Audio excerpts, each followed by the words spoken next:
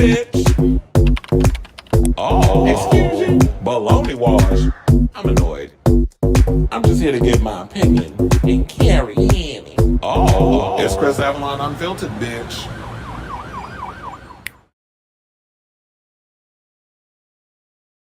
Hey, everybody. Welcome. A happy Wednesday. It's your boy, Chris Avalon, and welcome to a brand new episode of Chris Avalon Unfiltered. My show will be basically getting to all the things going on in celebrity news, pop culture, anything going on in the world of entertainment, and things going on that's trending. We talk about it on this good old show that you are watching currently. So, before we get started, can you please do me a solid and hit that like button, that subscribe button, and smash that bell so that way y'all know, ring my bell, honey. Ring my bell, ring-a-ling-a-ling, ling it, or ring it, child. And so that way, you know, when we go live with a brand new episode of Chris Avalon Unfiltered, we got a couple of topics we're going to get into today, including Claudia Jordan sat down with Carlos King on his show yesterday, and she talked about Funky Dineva and where things went wrong with them, how she believes that Al hates her guts, the future of TGIF, the fact that she did not put a battery in Armand's back, a whole bunch of other stuff. She even addressed Tasha K, messy ass. So we're gonna break that down. We got the video. I was thinking I was just going, we'll play little clips or whatever. I was like, I'll just play y'all the whole thing so y'all can hear from the horse's mouth. Hopefully Carlos don't come down on me and be like, bitch, cease and desist or violation or whatever. It's like, honey, I'm helping your show. So we have that. Plus, I got some news on X-Men. There is someone from the X-Men franchise 17 years later reprising their role for a cameo in the upcoming Deadpool and Wolverine movie. If y'all want to know who it is, when that segment comes up, you can turn it off. But they revealed it in the latest teaser trail. I mean, the latest trailers and stuff that they're promoting for the movie or whatever. At this point, I was like, I've been trying to avoid stuff, but it keeps finding its way into my situation. And then before I even try to click it off, it's too damn late. Or before I want to find out the tea, it's too late. Plus, Marlon Wayans is urging rappers to stop beefing with each other before we end up in another East Coast, West Coast, Biggie versus Tupac type situation. And you already know what happened to those two. So there's that. Plus, Aaron Carter's twin sister is open about Aaron's death, saying that she was preparing herself for that moment to happen. So I'm going to talk about that. Plus, I got some tea on this. There's a boy band documentary that's coming out at the end of the month on Netflix. We're going to talk about that because I just saw the trailer literally before I started the show. Also, Hannaford. We got, of course, we can't do a damn episode without talking about Miss Hannaford. Apparently, the word on the curb is she is hell-bent on exacting revenge against Ben. For this whole marriage situation where their marriages ended up. Plus, we're going to talk, speaking of relationships, Emma Roberts is opening up why she will no longer be dating actors. Indya Moore has a new job, and I'm really excited for that. My girl, I lived for her when she was on Pose, but now she got a good, I was going to say, she got a good job. Acting is a good job. But she got a good job, and I'm looking forward to her role in the upcoming series that's on Netflix. We're going to talk about it. Plus, word on the street is Lady Gaga has revealed, or there's been reports, I should say, because it really didn't come from her. But there's reports that she recorded more, or a little bit more, Yeah, we'll just say she recorded more than 20 songs for this new Joker movie that I'm not really that excited about. Quiet as it's kept. Or maybe it's not that quiet because I mention that every time we talk about this movie on the show that I'm not really excited about, especially it being a musical, but we'll entertain it. Plus, Jason Mraz is opening up on why he came out later in life, meaning the closet. And we got a lot of drag race news. So we have Canada versus the World's star Lemon is going, or as I like to call it when I want to be fancy, Lemon, is slamming bitter fans because they're bitching and moaning about the cast for Canada versus the World. Plus, we're going to talk Plain Jane getting dragged on social media because she decided to come for Chapel Roan and basically say that her drag feels inauthentic. So we're going to talk about that. Plus, Trinity the Tuck is responding to the stuff that Pheromone said about her. We talked about it yesterday, but Trinity is giving her side. She said a little something on social media, but she went more in depth in the upcoming topic that we're going to talk about. So we'll break that down. Plus, I believe Mistress Isabel Brooks got this kick off of this idea, but she's entertaining this idea of them doing an all baddie season of RuPaul's Drag Race All Stars, and bitch, I am here for that. And plus, if there's anything else going on in the news, because I was doing a whole lot of digging And it wasn't really nothing popping out to me. Although I did see that video, that article, and I meant to write it up or something, but I forgot. I think I was just, it was a lot going on this morning. I had a crazy morning. But there was something in regards of Nicki Minaj going in on her former manager, Deb Antony, because Deb Antony, I believe, was trying to orchestrate a beef squashation between her and Little Kim. So I need to look more into that, and then I'll give my opinion on that when that happens. Ooh, that's nice and cold. Just how I like it, yeah. But anyway, oh, that might be my screen. I'm seeing something like on my shirt. Anyway, please hit that like button, that subscribe button, that notification button.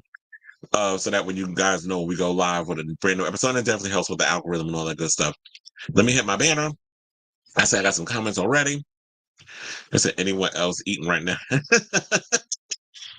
ate earlier because I had to deal with some stuff. Then I was like, oh, let me go run to the store real quick because I need to eat.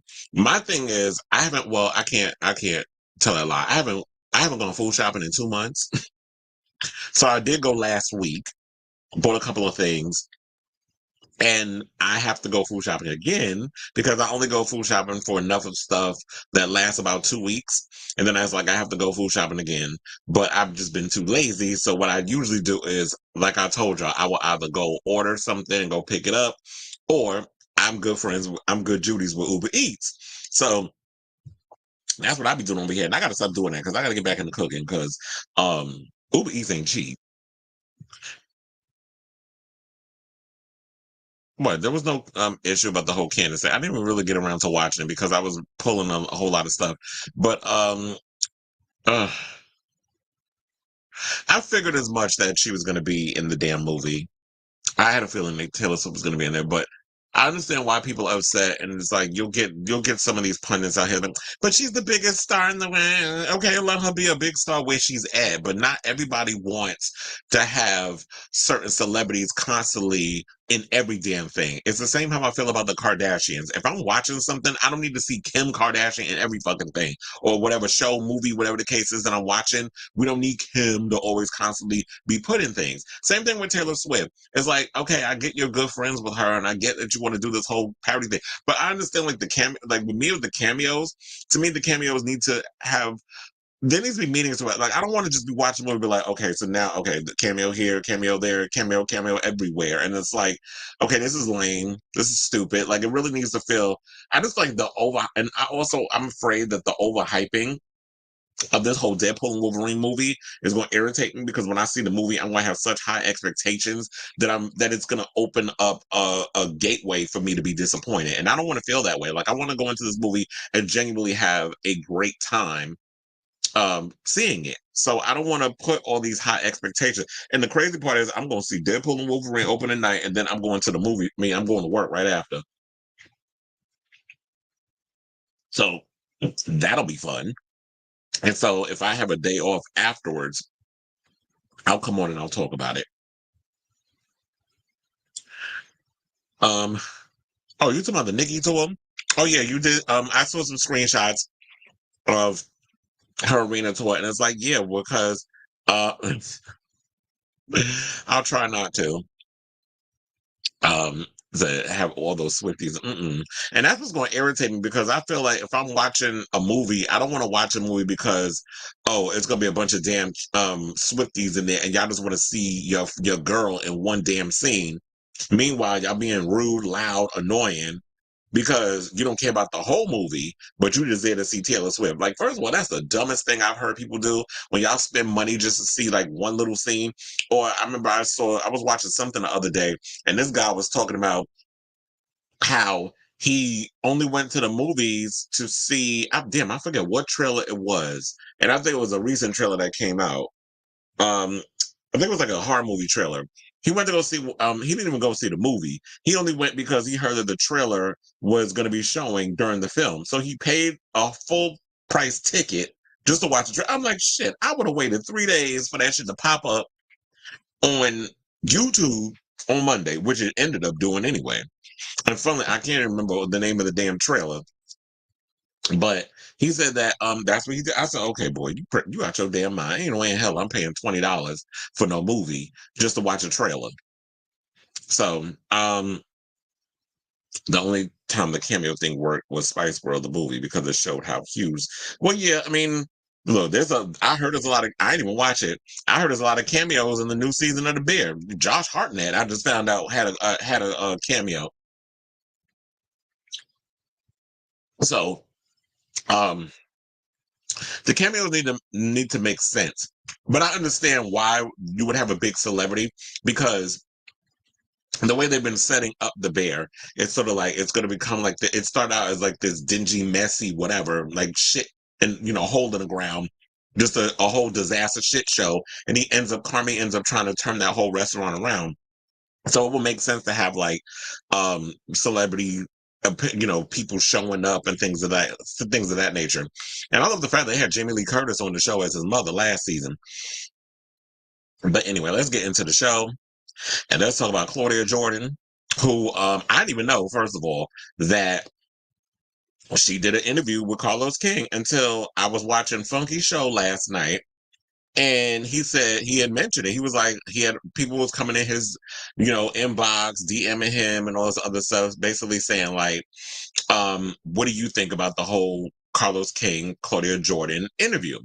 Because I mean, I don't know if people are genuinely concerned. Like me, I'm genuinely concerned with. So I'm not somebody that just deliberately goes out of my way to be messy. Now, if y'all want to be messy on social media and y'all say messy shit, my behind. I'm gonna bring it on here. We're gonna talk about it and we're gonna break it down. And I'm gonna try to analyze and see both sides of the situation. Which I would hope that that's the reason why a lot of you come on here and watch this show. And I've heard people say it in the comments that they've been like, I actually like your take on certain things because you try to see both sides of the situation. And I always try to see that because I always say there's your side, there's that person's side, and then the truth somewhere lies within the middle. And if you are smart enough and you pay close attention, you could kind of try to see both sides of the situation.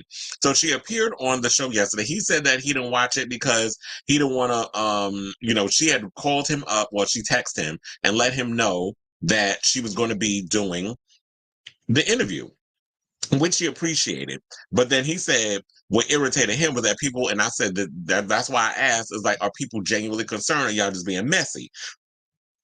Because he said that people try to slide in the DMs. So, oh, Claudia up in here talking shit about you. She being messy. And that's not even what happened because I watched the fucking interview right after I watched his show. And it was like an hour, almost 2 hours. It was like an hour 45, if I'm not mistaken. And she went on, and I saw Sandra Rose, bitch, you tried it with your tight ass post about it and was trying to talk about Claudia was begging for her job. And I was like, girl, y'all just be doing anything for fucking clickbait. You, that McGilla gorilla looking bitch, Tasha K, and a bunch of y'all all sit up here and just make up stories because y'all want attention on y'all social media platforms. I get it, y'all have y'all big platforms or whatever, and y'all need to remain relevant. But if y'all need to do all of that, at least do it in a way where it's you're being like real professional journalists, even though a lot of y'all don't have journalism degrees and probably never stepped foot inside of a place where they do journalism, like at the New York Times or the Wall Street Journal or even Page Six. We'll even go trashy with that. We'll go low like Page Six does or Daily Mail. But even if y'all gonna pretend to be, in the journalism space, the least you could do is vet your sources and actually come up with stuff instead of trying to be, shady with your little commentary just because y'all want clicks and likes on y'all shit. Because that's what a lot of y'all up on here do. So at least, when it comes to the messiness, I try to have some kind of integrity about the things that I speak about on here. So when she appeared on there, she did bring up a lot of things. Like she told about how she feels like Al hates her, didn't understand why. She said that when it came down to her and Tasha K, they did meet up because she wanted to give her the benefit of the doubt. I don't know why. When there's been 15 other social media pundits, from Lovely T on down, even to T.S. Madison, who supposed to be your girl, and you hadn't sat down with her, knowing full on well her reputation. Everybody she's encountered has had issues with her. So you thought it was going to be different? Like, I get it that you want to hobnob and rub elbows with people and you want to give them the benefit of the doubt. You want to see for yourself if their reputation is what these other people say that they are. But if that's what she's been giving time and time again by so many other people, Armand, Storm, Funky, Lovely T, like there's been so many people that she's gone in and had issues with, then why would you think that Joe's situation would change? Maybe she's a dodo like that. I don't know. But I ain't that fucking naive where I would trust anybody, let alone her. But then she said that they had dinner. They did talk about some stuff, but she kept things close to the vest. One of the girls that was there, because she said that Tasha came with 3 of her friends, and then Claudia came with a couple of her friends. And then I heard also that Tasha went and eviscerated everything that Claudia had said, that she watched the interview and went in and had receipts and all this other stuff. What I would have hoped for for Claudia, was that if somebody's talking shit about you, and I don't care, I'm not protecting nobody. I'm not trying to be like, oh, woe is me, but then all of a sudden you want to keep things close to your vest. If a bitch is talking about me, I'm pulling up my phone, we're pulling out receipts, and I'm dragging everybody. I'm not doing, stop with the subliminal threats, the cease and desist, because cease and desist don't mean shit. You know, a lot of people run out here and talk about, oh, I'm a cease and, okay, what is it? Cease and desist? Everybody knows that don't mean a goddamn thing. So your lawyer can send out a cease and desist. It don't mean jack shit. I can understand if you did like a legal situation when you want to take their ass to court and sue them, that's different. But a cease and desist, oh, you can't say certain things. Oh, it's like, okay, that's like a warning, like that you're gonna threaten somebody. So, she was talking about how her teeth was white, her skin was clear, her titties is hard. She don't have pores. Girl, you need pores if you want that skin to breathe. And I would say Claudia looked good. And then she talked about cocktails with Queen. She said she didn't sell them out. That the fact of the matter was, when she was there, you know, in the beginning, when she brought the idea of the show to Fox Soul, because at first she was doing, I think it was Out Loud with Claudia Jordan, that whole thing. She said she didn't really, like, her and Funky and Al were paid the same amount of money. They were paid $250K, I believe, a year, which was the truth that I said, that they were all paid the same amount of money. And that's exactly what Funky said. So she corroborated his story, which I've always believed him from the beginning. So when people go on to talk about, well, this person was making this amount and this other person was making a different type of money, that it was bullshit. And she also implied, but didn't say, but I can read between lines because I'm not slow, that Al was going around playing telephone with people. Then at one point, he would go and say one thing to Funky, and then Funky would tell him stuff, and he would go say something to Claudia that would be completely different than what was said. And then there was a point where Armand came on the show, which she said was not her decision. That was the decision of the network. They're the ones who put him on there. So people got mad because they said, oh, well, why'd you put him on it? Because I did remember, like, when Armand became the official co-host, you know, when he came in as the third person to take over for Funky Dineva after Funky quit, what happened was they didn't, you know, a lot of the fans were against it, because I read the comments and I seen the people talking about why they got to bring him on. He don't understand, or he's too young, or he's immature, and all this other stuff. And then she did say that she had to call him out a couple of times because she felt like he was anti-woman or anti-black woman in a lot of comments he made. And I remember I was like, you know what? I believe her, because there's always been that argument that I've seen a lot of people say that about Armand when he was a one-man show doing his own thing. And yeah, when you're a one-man show, you don't have a lot of people that could be there to push back on you, except if somebody's watching your show and they're in the comments saying the things that they're saying. So yeah, you'll get that and all that other stuff. So she said that she had nothing to do with getting Cocktails with Queens canceled, but the fact of the matter was, you have to realize that, okay, so I guess Fox Soul had a limited budget. They couldn't afford, you know, Lisa Ray, and who else was on there? And what was it? Lisa Ray, um, Selena Johnson, and Vivica Fox, along with Claudia Jordan. So I probably couldn't afford all of them over there. Plus, so it was like, and then on top of that is, yeah, and even though Funky Dineva is famous in their own right, and Al, they were trying to say, you know, I've heard people say that he was in the media space for a long time. I don't know what media, but as long as I've been floating in and out of the whole media space, I have never seen Al Udoin incorporate any part of media. Yeah, he's Mr. You know, fraternity sorority. This is for women. You know, he's done a lot of political activism and charity work and all that other stuff. But if we talking about, like, in the media space interviewing celebrities, I ain't seen Al doing none of that shit until he popped up in over there with TGIF. And so they were famous in their own right, but y'all not as big as Vivica. You're not as big as Selena, and you're not as big as Lisa Ray. So they were the bigger stars. But I guess because, and then they said they were neck and neck in regards of the ratings. But I guess a lot of the time it's money, it's budget. And even when shows are good, they get canceled because it gets too expensive. So that was another thing that people need to understand in the industry. Like, look, they cancel a lot of them power shows over on Stars, and we see a lot of shows that we love get canceled after like 2 seasons, 3 seasons, like 3 seasons tops we get, because they said the show was too expensive and they got to make budget cuts somewhere. So people get upset, but it's just like, yeah, the industry is struggling. We've had this conversation on this show. A lot of other shows ain't really been having the conversation, but when we talk about like movies, TV, music, all that other stuff, the industry is struggling right now because of, you know, post-pandemic and the writers and actors strike and all that other stuff. So there's a lot of that there. So she addressed that. She said that, you know, the Queens was canceled to free up the budget for TGIF because they wanted to move that show 5 nights a week. And people blamed her over it.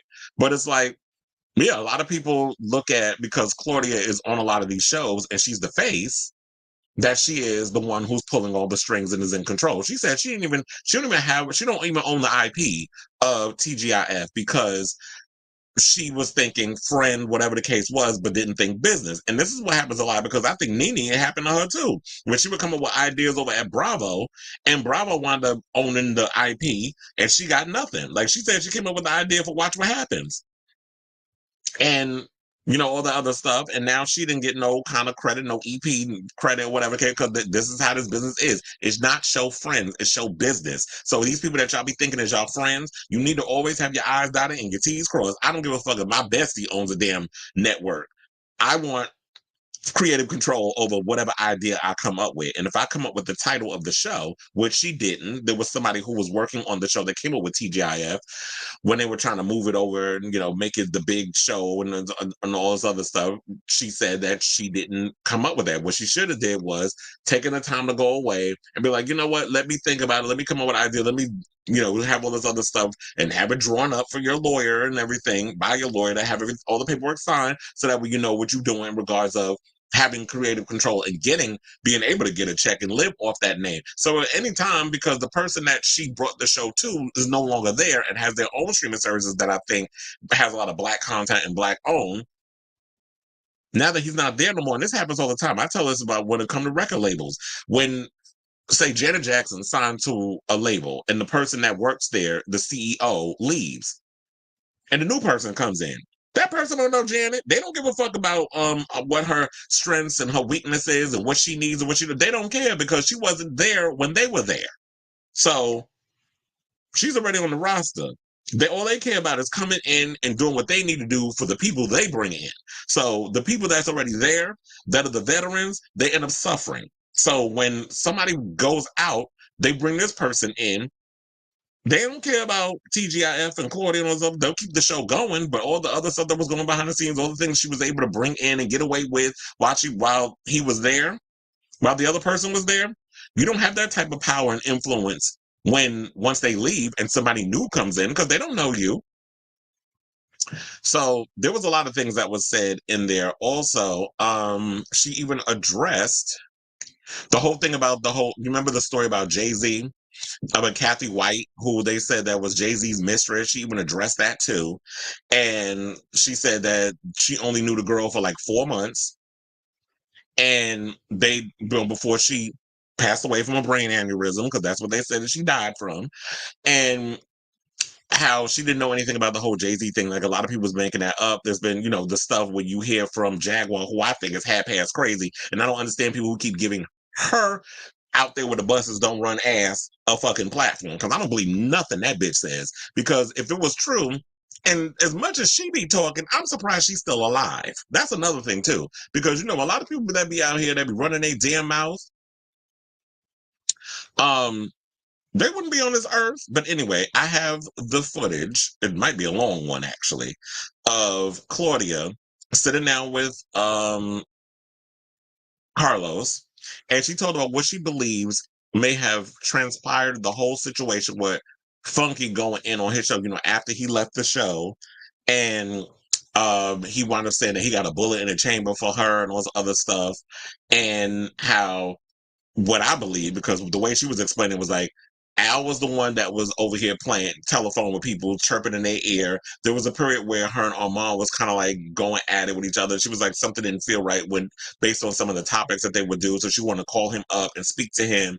And then he would avoid her phone calls. And she's trying to figure out how they can make their whole dynamic work on the show because he was relatively new. Come to find out that what she implied but didn't say, but I can read between lines, as I said before, that Al was the one who was having these conversations with Armand and telling her not to call him answer her phone call because she's this, and this. So he was trying to like plant little seeds, according to her, that would make them kind of like, oh, you don't fuck with her because she's messy or whatever the case is. And in some points, I do agree. Like there's times where it's like, Claudia, you do be messy in certain situations, like especially with the whole thing of having Flame come on, knowing full on well how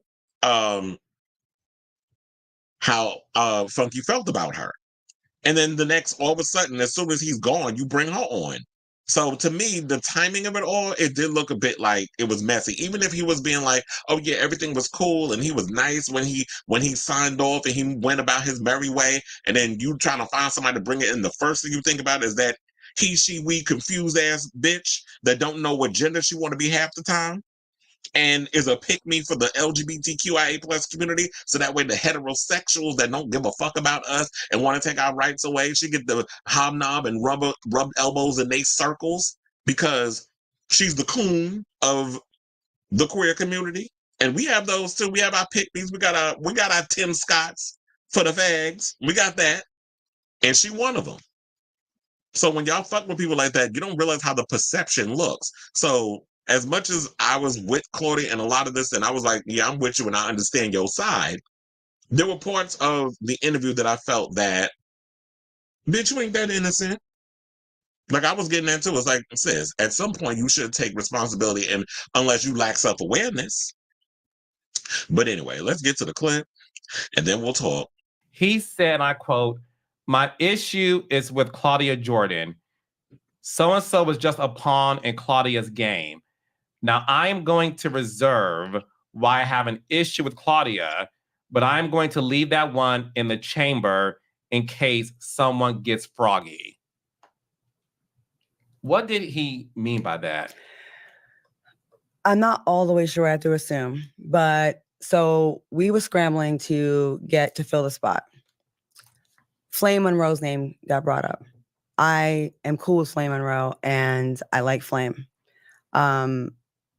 Funky was told about it. I even have text messages on my phone too. And he said, I think he sent me a text when he found out about it, like, oh, whoever, in the group text, oh, whoever, that's a good idea. That's okay. Y'all did that. And I was like, okay. And he said it was a good idea. So he knew. But then it came off, I guess, the optics looked like it was shady because there was something with them before. I can't keep up with everyone's beefs and like the history, but it felt like I think it felt like something towards him maybe, right? Al was with it, the producers were with it, and Funky was also made aware. We talked about it on a text. When Funky left, he left that great message. It was beautiful. I was happy, but I also was like, well, damn, come back, dude. Like, we're so close to getting in the studio. We just did a live show in Houston. We got along so good. We were in a great place with our chemistry after years of having issues, not mostly with him, but like other one, right? And then there was some chatter, like, Al would have a conversation with me and tell me what he thought about Funky's departure and some of the things that was said. And then I think he would have a different conversation when he went back to Funky. Because then one day Funky called me and he's like, well, let me tell you something. I got a screenshot from Al Reynolds and this is what, and I was like, whoa, wait, hold up. And it wasn't, things just weren't matching up. And I feel like this is going to make it World War III again. But I just want to say, I think that's where it got ugly for me. And like, I wish we would just all been on the phone at the same time. The telephone game is real. It's very easy for one little word can change the whole context of a conversation, I was upset that I wasn't really told about what was happening because I felt like, damn, we talk about everything else. We're a team. Like we were talking about, we should be the natural replacement for Wendy Williams. And I really believe that in that Hot Topic space. So it was a lot of raw emotions from both of us. I did an interview. I was trying to keep it classy, but of course everyone wants to like dig and they want you to talk about this and say his name. And then it gets a little bit, left and it can be perceived as you being shady. It wasn't trying to, but and I believe like then he put his show on the same time as us. Did you feel when Funky left the show and had his YouTube show on the same time as TGIF time slot that was a slap in the face to you guys? Yeah. On one hand, I'm like, I get it because you're kind of now trained for that time. Like, I get it. Like, that would be the time you want to go on, like, and keep it. But I also felt like, well, even if you don't like me anymore, like, you like Al still, right? And, like, it's competing with us. And I feel like sometimes the fans kind of get in the way. Maybe they don't mean to, but I think there was a lot of running back and forth. Like, some people would literally have both monitors, like both shows going at the same time. And they would like say, oh, she's over there talking shit about you. So then he would react in real time and then he'd be like, bitch, and then I'd be like, wait, what? And it was so hard to not get caught up in that. And I actually wrote him a message. I'm going to actually read it to you since we're doing this, right? Because I just want the truth to be out. And I just want to say this. We had magic and I loved what we had. Even when we were mad at each other, we still had good shows. And Funky was the one I will say that would be the most willing to, I hate when mom and dad are fighting, meaning me and Al. Mm-hmm. So he would want to like, guys, I just feel, and I love that he didn't have the ego to like, not like some people like, I ain't saying nothing to that bitch. No, he did do that. And I got to give him props for that because not everyone could do that. He would be the bigger person a lot of times and be the one that would be like, let's talk, and sometimes he would tell me stuff like, you know what? I'm tired of it. Like, you don't know why this person's mad. Well, this is what happened. And I'd be like, whoa, wrong. If there was a lot of telephone game happening. It sounds to me like, and I want you to read that too. It sounds to me like, and you tell me if I got this wrong. You and Funky Dineva had a great relationship. Like any professional relationship, you have your ups and downs, right? The people on The View are very vocal about, we have good days and bad days, but in the end, we make great shows. Was Funky being led by Al, and I want to get to that later, to create a problem within the two of you? Everyone deserves the fastest, most reliable internet speeds, regardless of where they live. There's a damn commercial. That was annoying. But hold on, let me see if I will play that again to see what she said.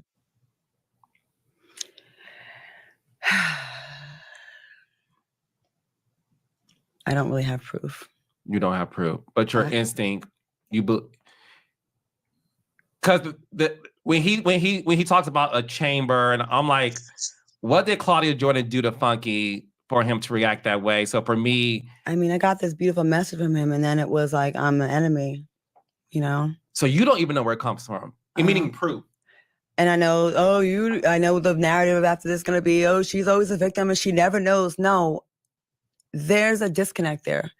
Here's a message I want to share. January 6th, FYI. Not January 6th, honey. When you guys' contract was up, I would be open to the three of us going somewhere that's going to actually pay us creating the podcast where we retain the money. And I was like, I thumbed up the comment. Like, who made that comment? Funky. Okay. And I'm like, good. That means the door is still open.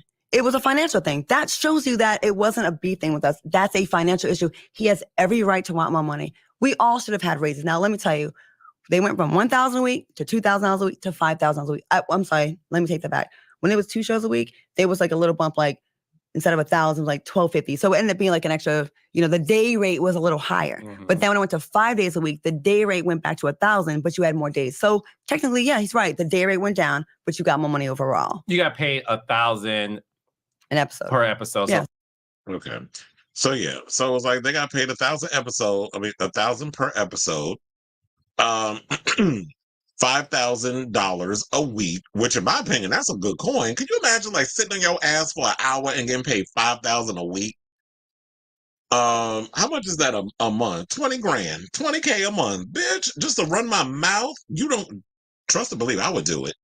But here's the gag. Now, what I think is, because you just need to watch the whole interview. The whole interview was actually really good. Like, she breaks it down and talks about a lot of stuff. Like I said, she talks about the stuff with Tasha K, how Tasha K's tried to bring up Ashanti because, I forgot to bring that up too. She started bringing up stuff about Ashanti and the whole thing about how she gonna be a baby mama because she's pregnant.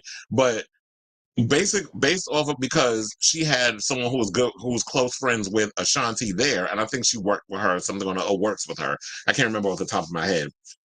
That was among Claudia's friends. They was like, oh, we was keeping things close to the vest, but we knew the tea, which basically goes to tell you that they knew that Ashanti and Nelly were married for months, which I think we did talk about this last week or something or another on the show, that Nelly and Ashanti are married, and they got married like months ago, but they kept it close to the vest and they kept it quiet until it came out last week.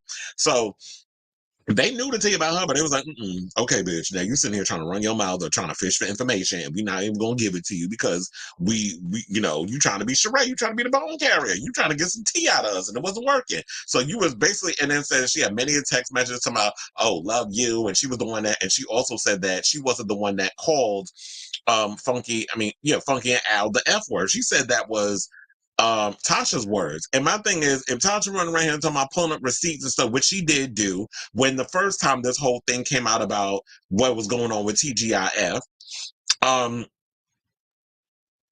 would have pulled out the receipts and I would have showed people. I would have been like, look at my phone. Like, I would have handed my phone over to Carlos and been like, read that. What it say? Like, I give you permission to read it on the thing and here the proof. Like, you're not going to sit up in here and slander me and say all kinds of crazy stuff and I'm just going to go along with it. Or like, who are you trying to protect? These people ain't trying to protect you. And while I will say this, I did like TGIF. I liked the show for what it was, whatever. When Funky was on there, I told y'all, Funky was the reason why I watched the show from the beginning. I mean, in the first place. But if it's too messy and stuff over there, and I even insinuated this, even though they brought it up on Carlos's show, that I was like, yeah, y'all need to sit in the room together. You need to hash out whatever issues y'all got and try to come to a conclusion and learn to work together. But I feel like this shit it's so bad at this point. That ship has sailed. Y'all allowed egos, jealousy, hatred to cloud your judgment. And I be telling people, when y'all sit around here worrying about what other people doing and don't focus on yourself, that jealousy, envy shit, how you gonna win when you ain't right within? That's what Lauryn Hill said in one of her songs off that Miseducation of Lauryn Hill album. It's like, you can't sit up in here and worry about what other people doing, because the minute you start doing that, it fucks up your situation. It's gonna mess up your bag. You're gonna end up like Justin Timberlake looking 55 going on 60 when you 43, because you spent your whole career steamrolling over people and trying to get ahead of everybody, giving head to get ahead to have a career. And now when you look deep down in your spirit, which a lot of times happens in your 40s, when you start to do that self-reflecting in your life, you're not happy with yourself because you had to steamroll over everybody to get where the hell you are. So a lot of people in that situation, and I truly believe Al You Doing, who I looked at him earlier, and I was like, did he get work done? First of all, them lips look bigger than usual. He looked like he got a lot of filler in that face. He started to give me Sam Champion tease because y'all both in y'all 50s. And I think Al is older than Claudia. Claudia's 51. Al give me like he pushing 60. So, girl, I see you got a lot of wrestling in that face and probably some lip injections. So, I was looking at him and I was like, them lips look bigger than usual. And look like you got some filler. And I heard he's trying to grow his channel over there on his network. I mean, if y'all like it, I love it, but I'm not interested enough in watching the Al Reynolds show. But according to reports, D'Artagnan Babel, who's the GM and head of programming at Fox Soul, word on the curb is TGIF is canceled because he got tired of Al always running to him like a little bitch to complain about anything that Claudia said. And, the show was suspended. We're hoping that they can settle their differences or whatever. But I just saw a video on Al's channel. One of the bloggers or something, I think, put this stuff together. I think he did a live or whatever the case was. Al did. And everybody kept asking, is TGIF canceled? What's going on with TGIF? Like, that was the main question. And he kept answering like 45,000 times. I was like, yeah, if you answer the question once, that should be enough. And if people going to keep being in the comments and asking the question, I'm like, are y'all not watching, like paying attention? I literally answered this question 50 different times, 50 different ways. So he's like, I hope that we can all work things out or whatever, giving a diplomatic answer. So we'll see if the show is canceled, because I keep hearing conflicting reports. They're saying that the ship has sailed, the show is canceled, that Al was running around like a damn stool pigeon, running around saying all the other stuff that, allegedly said. And that's probably where you see that Armand was coming with all those receipts and the shady shit that he said in the roast is because that was the conversation that was had, that he was going back and forth, he was running his mouth, he was telling personal business behind the scenes to people who no longer work there, which was the implication that he was still going on calling Funky and letting him know what was going on at TGIF and saying Claudia being messy. I think there's a lot of guilty parties in this situation. I don't want to necessarily all blame it on Al, but I do feel like that Al was feeling kind of ways about a lot of things, and he probably was jealous because Claudia's out here got a BMW, she got this fabulous home, she's doing this, but I'm like, she's in the entertainment industry. She worked hard for a lot of her stuff. She's not just doing TGIF and that little measly money she making from there is what how you go afford a BMW and getting your house fixed up in Texas. She's also doing a lot of reality shows. She's in Deal or No Deal. She's doing all these different shows, and she's doing she's on a new reality show. Was it College Hill with Tamar? Like that's another check. So she's doing a lot of reality TV, and reality TV pays good. So when you're doing all these different shows and you're getting all these different checks and these six-figure checks, whatever the case is, like, yeah, you can afford it. And you don't live in LA where the taxes and everything is so damn high. She lives in Texas. She don't live in Los Angeles where everything is so damn expensive. So it's probably different where she lives at with the tax bracket and the mortgage payments and all that other stuff. So we'll see at this point if they can work out their differences, if the show will be coming back and all that good stuff. And definitely check, if you can or if you want, definitely check out Carlos King interview with Claudia. My question is, what do you guys think of this story? Do y'all care about what's going on with TGIF? Do y'all want to see TGIF come back? It's like, look, shows come and go, so I don't get too attached. I did like the show. Unfortunately, I'll miss it. But if they can't get it together, or maybe just try again. If you want to try to save the show, whatever, do what you can. If Al is too much to deal with because he was the messiest one of all and going behind the scenes and saying a bunch of shady shit, how about you just fire his ass, let him stay over there with trying to build his channel? Because it's funny how y'all wait till y'all ain't working doing TGIF to want to build your channel when y'all should have been doing that simultaneously. But I guess when you got 50,000 jobs, or maybe y'all too damn lazy and you just want to invest in that one show. Because I would have been not only doing TGIF, I would have been doing Chris Avalon Unfiltered if I was a panelist, because I'm like, how much work is there to do? It's just like, okay, we have the topics. I got to do my research, and that's fine. I do my research and things when I do this show, so it's not a whole lot of work that goes into that. It's like you just have to research a lot of the topics that they have you doing. And I know it probably gets tedious and it's a lot of work, but it's like, it's no different than me doing this show now, where I be doing 3-4 hour shows, which I don't think this one's going to be that long today, but I'm just saying. But anyway, whatever you guys think, about this whole TJ debacle, and who do you believe in this situation? Because like I said, there's her side, there's Al's side, there's Armand's side, and somewhere in the middle is the truth.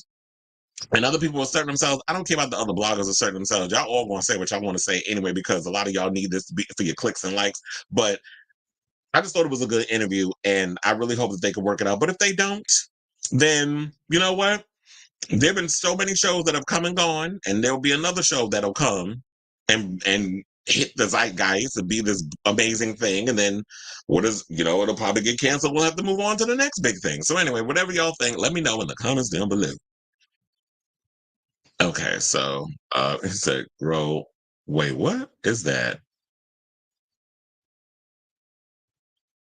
What in the scam artist is going on with these comments? I don't know what the hell that was. But anyway, let's move on and talk about X-Men. So if y'all don't want to know the cameo of the person that I'm about to talk about, because I didn't even mention the name in the headline, then y'all can exit out and then come back. But I'm about to put the picture up of the actor who's about to reprise his role after 17 years of premiering in X-Men: The Last Stand. And let's talk about Aaron Stanford, who, yes, they showed a new trailer for X-Men. I mean, not X-Men. Well, the X-Men is coming up. They showed a trailer for X-Men Wolverine. They're still promoting this film because, it's going to be $1 billion grossing R-rated movie. I'm saying this. We don't know if it's going to happen, but I, in my heart of hearts, believe this movie is going to be a R-rated $1 billion grossing film. So we already know that they're going to bring back a slew of X-Men franchise stars in addition to Hugh Jackman, and there's going to be a lot of cameos. You heard about, Taylor Swift is going to be making a cameo in the movie, which I'm annoyed about. But whatever. Jordan cameo will be like 2 seconds. We'll just groan and move on. So Aaron Stanford is reprising his role as Pyro, where he appeared in X2, X-Men United, and X-Men The Last Stand.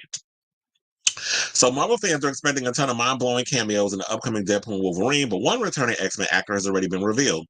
Aaron Stanford as Pyro. The actor popped up in the official Deadpool and Wolverine trailer, much to the delight of fans. Stanford debuted as John Allardyce, aka the Mutant Pyro, in 2003's X2 X-Men United and reprised the role in 2006's X-Men The Last Stand.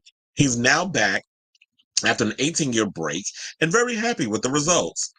I was just very happy to even have a costume. This is what he said in the interview with Entertainment Weekly about his return as Pyro. In the original X-Men films, Pyro gets really shortchanged in terms of a costume. Yeah, he did. And it's like, then y'all made him go evil in X2 when he decides, oh, well, it's a divide. Are you with, Professor Xavier, or you're with Magneto? And then he goes over to the side of Magneto, and then him and Iceman gets into a fight at the end. X-Men Last Stand irritated the fuck out of me. So I really feel like, with that film, I feel like what's going to happen with, and I don't have proof of this, but in my gut, I just feel like what's going to happen with Deadpool and Wolverine is going to be a lot of course correcting. Because I did hear that, oh my God, the actor that played Cyclops is going to be in this film. And I heard Halle Berry made a cameo as Storm, which, we live for a Halle Berry Storm cameo because I definitely loved her in Days of Future Past. That was like one of my all-time, that is like one of my all-time favorite X-Men movies. I love the first X-Men was okay. I don't like going too much. It has its moments, it's like, yeah.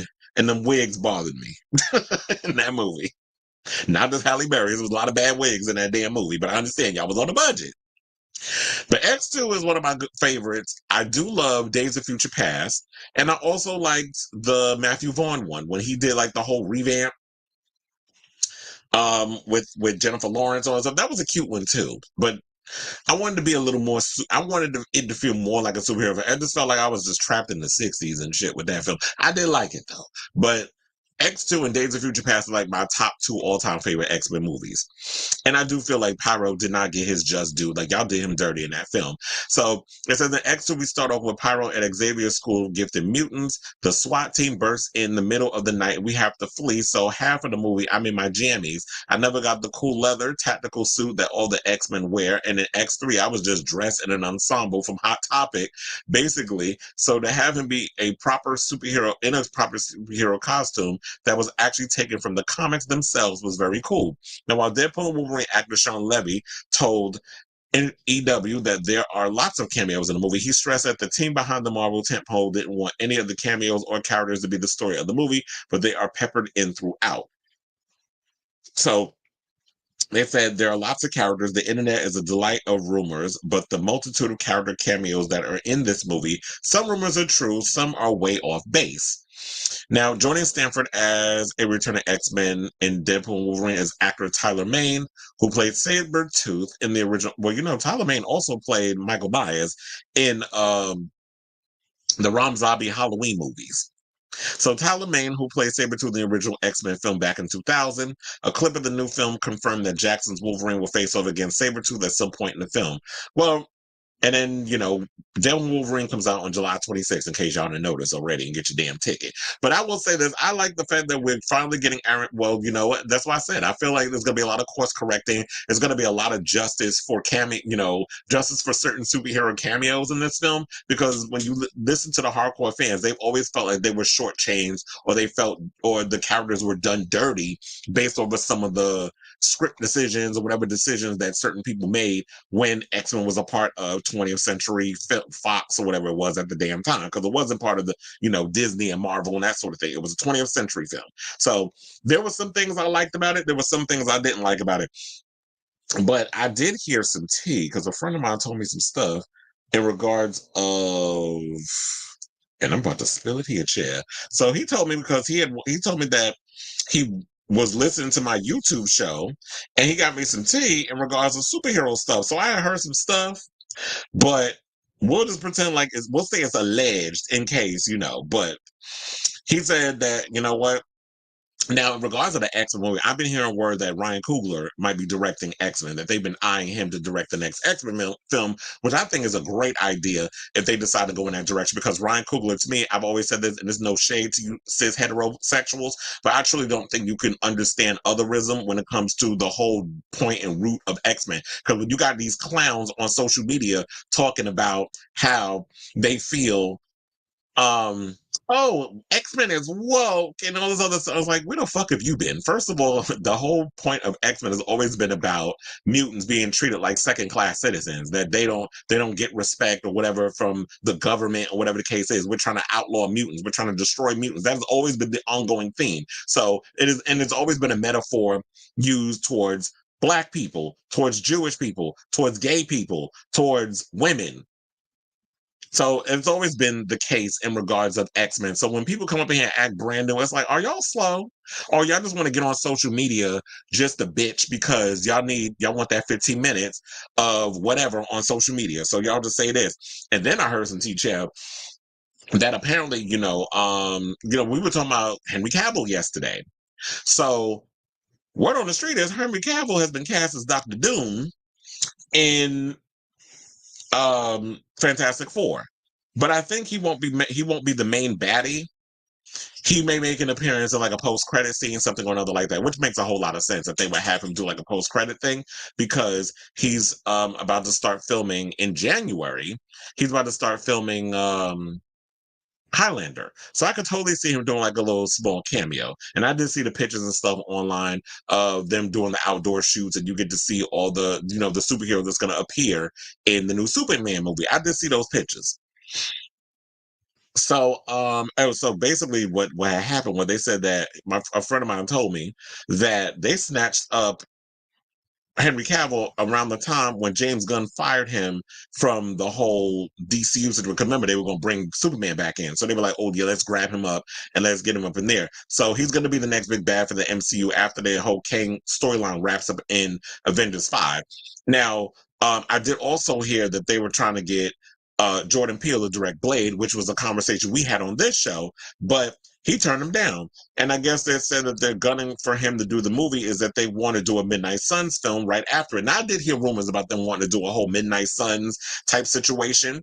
So I'm definitely here for all of that. But I would really have loved to have seen Jordan Peele be a part of that franchise. And last and certainly not least, with the whole X-Men thing, I have heard that 3 of the X-Men will make their first appearance in Captain America Brave New World. So that's the tea that's going on, Chad.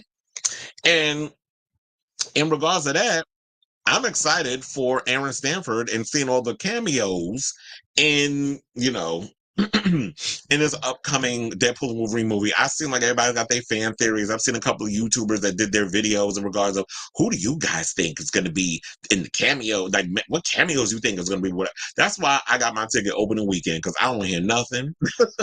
I don't want the spoiler alerts all over social media, which, is hard to avoid at times, because when I'm doing a lot of research, especially for the show, the topics and stuff for the show, I'm going to run into it. Somebody's going to spoil something. It's going to piss me off. So that's why when it comes to certain films, particularly, Scream, I want to know who the killer is. So I have to always go to the movies opening weekend, so that way I can know what it is without being spoiled on social media. And then same thing with, something like Deadpool and Wolverine. I don't want to know all the cameos. I want to go to the theater and I want to be surprised.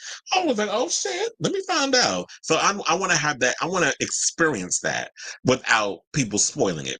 But anyway, I started to say, what do you guys think of Aaron Stanford returning to the X-Men as being part of the whole X-Men franchise or whatever, that he gets to reprise his role as Pyro, that'll get his just due because, Bryan Singer didn't, maybe I guess Aaron didn't bring his knee pads like them other actors allegedly did, which is why they were treated, seem like a lot better in regards to their character arcs versus Aaron Stanford's character. I'm just saying because, what the tea we know about, Bryan Singer, we know what he gives, especially when he had an affinity for young boys too. If you know what I'm saying, I think you do, based off his history and a lot of the content that he's put in certain movies, and now his cameras like the oogle a lot of them young men in a lot of his films. So whatever you guys think in regards of Aaron Stanford and whatever cameos you think are going to make an appearance in the upcoming X-Men movie, leave your comments down in the comment section below. Okay, let's move on now and let's talk about Marlon Wayans, who is weighing in on these stupid hip-hop beefs that's been going on. So Marlon Wayans is urging rappers including Kendrick Lamar, Drake, The Game, and Rick Ross to squash their beefs before we end up with another Tupac versus Biggie scenario. Oh, there was another thing, speaking of which, that I wanted to bring up. One of my friends hit me up and he was like, why did Rick Ross pop up on your screen? Because I was in the middle of editing and screen recording, because that's what I do a lot of times when I post videos and stuff, like the clips of the videos on my social media. When you see like the little segments of the show that I cut it up, I do everything through my phone. So while I was editing everything, I was watching a show. I think I was watching Funky Dineva show. And while I was screen recording it, he asked Siri, oh wait, let me hold my phone because my Siri gonna hear it again. Siri was basically, he was like, Siri, how old is Rick Ross? And then the phone went and popped up and looked it up on the thing. So I'm like, and then it popped up with his age and everything. I said, damn, because my phone got Siri on it, because the iPhone. So that was a big snap. So I know in one of the videos, I don't remember what it was because I was just editing and I just posted it. So if y'all happen to see that in one of the clips, that's where all that stems from. Just want to put that out there. I'm addressing it so people don't just be in my comments with the bullshit. So shout out to all hip hop in this story. So now Marlon Wayans shared his reaction to Rick Ross and his crew getting jumped in Canada amid his Drake beef, urging rappers to stop the violence before it goes the same way as the Tupac versus Biggie feud. And I think I have that that video, which I'm gonna pull up for y'all. It's on all hip hop. Please hold. Let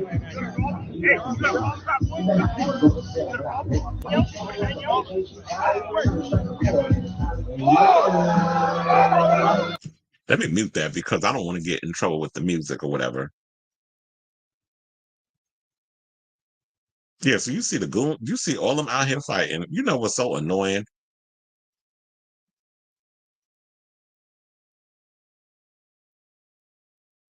Okay, so they said that according to All Hip Hop, they're saying that Rick Ross was reportedly involved in an altercation with OVO goons in Vancouver, and one of his entourage members was allegedly knocked out.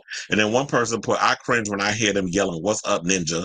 Another person put, "Weak AF, Drake don't even know y'all. Fans be so mentally slow. I'm not putting my freedom and life in jeopardy over people that don't even know I exist. People that be this obsessed over celebrities have mental issues." And you know what? I agree with that, but I'm going to have to go with the last comment. They said OVO goon sound like an oxymoron. It damn sure do, because it's like, really? Like, Drake is so corny to me. He is so goddamn corny. But, when you got a whole lot of money and you got a whole lot of influence, these people out here will do anything just to have a moment where it's like, look, if I beat this person up, or if I shoot him, or if I do whatever, when you acknowledge me, or when you be my friend, or when you like take me under your wing and be my mentor, like there's people out here who are mentally ill like that, where y'all be thinking that these celebrities are y'all friends. They don't know you, they don't care about you. 9 times out of 10, these celebrities that with these stan culture, and y'all get so wrapped up in these celebrities and stuff, y'all are easily manipulated. That's why I don't like stans. I don't like that whole stan culture thing, because And shout out to Eminem, because he foreshadowed all of this, especially coming up with the whole Stan term. My tea's gone cold, I'm wondering why I got out of bed at all. That sample. Shout out to Dido. So while Ross appeared to take a blow to the face, sparking the chaos, he insisted Vancouver was fun.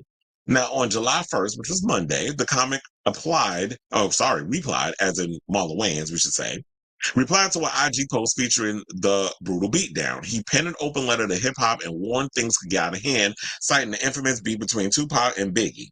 Saying it's all fun and games until people start getting hurt. Remember this. History repeats itself, Wayans began. I knew Tupac. I knew Biggie. I partied with them, hung out with them, saw them both 20 minutes before they got shot. Violence is real. Everyone can be touched. Don't entertain the devil.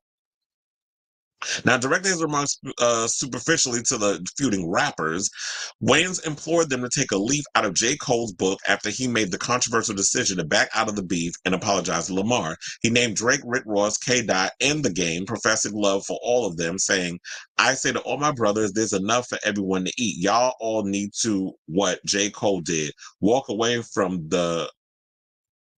It says B, but I don't know what that means, but I'm assuming it's a bad word, obviously, if there's a bunch of hashtags up in there. So, and I do agree with him. It's like, you know, at the end of the day, it's like life is short. You know, there's so much y'all could be out here doing. Like, focus on making y'all money, focus on, you know, supporting yourself and the people that are in your inner circle, and don't be worrying about, you know, out here, like, what beefs are so corny to me. Like, to me, I just love the idea of, when it comes to beefs, that, you know, keep it in the music, but y'all be out here in public places, y'all want to fight, you want, like, we just did the other day, we did a story with, okay, these two losers. We had fucking Lemmy, string bean ass, and fucking Ray J out here fighting at the Food Stamp Awards, at what was it, Glorilla's party, fighting outside for what? Over some stupidity, which some people believe it was a publicity stunt. Now we got this situation where it's like Rick Ross done said some slick shit while he was over there in the boot country, you know, Canada. And now you got a bunch of goons that are bought and paid for clearly by Drizzy or Miss Aubrey. And now y'all out here just running around like a bunch of damn clowns looking stupid. And for what? Because somebody done said something about somebody that they don't like, and we all grown. Like, Rick Ross is in his damn 40s, Drake pushing 40, and y'all out here fighting over what? Bullshit. So Rod Digger, who I used to love her music and I miss her. I really wish she would come back into the music, but you know, this industry is a hot ass mess. So it's probably a good thing if she doesn't. So Rod Digger also shared her reaction to the same post, questioning why anybody would play the incendiary Not Like Us in Canada amid the Drake. Because, you know, there'd be people in the background that want to be messy. She said, I'm imagining a DJ throwing on Hit 'em Up at the Tunnel circa 95. Wouldn't/shouldn't/couldn't happen. This just wasn't smart. Yeah, a lot of times back in the 90s, we had a lot of smart people that were DJs or whatever, but it seemed like this post-90s, you know, people grew up past the 90s, unless y'all are slow, or just be looking for moments of where y'all want attention and y'all will do the dumbest shit just so that way y'all can get attention and go viral. So there's that, because you knew not, like back in the day in the club scene, you knew not to do something that's stupid because you would get dragged. But then I'm reading the comments in the neighborhood, so y'all are shady as fuck. One person said, I agree with him, but sometimes you got to pop out and show ninjas. I'm like, yeah, and you know what happens when sometimes you pop out and have to show ninjas? You end up like Tupac and Biggie. So that's not always the answer. I know it sounds corny, but stepping to people and punching and fighting or God knows what else is not the answer, because while you up in there throwing them bows, that other person who got their ass beat, you already know what's going to happen with them. They're going to run and get that weapon because they can't fight, so then they want to take your life. But this was a shady one. At one point, boy, did he kill both of them. Allegedly. We'll go with that. They got to stop being jealous of Drake first.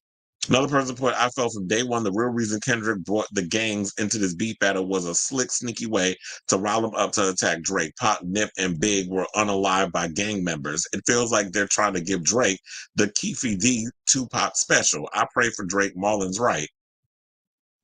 Another person put, the real question is, if the men in the video are Hell's Angel and Drake had Hell's Angels in his videos, why is Drake cozying up with white supremacists? Well, because a lot of people said that, you know what, if he's coming up with white supremacists, allegedly, that he's infiltrated a compound, that he's basically, you know, a wolf in sheep's clothing, that, you know, you half black, but you be more or less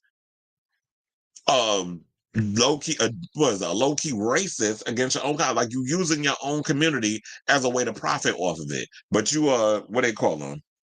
A pick-me for the white folks. But you adapt this whole black cosplay type situation.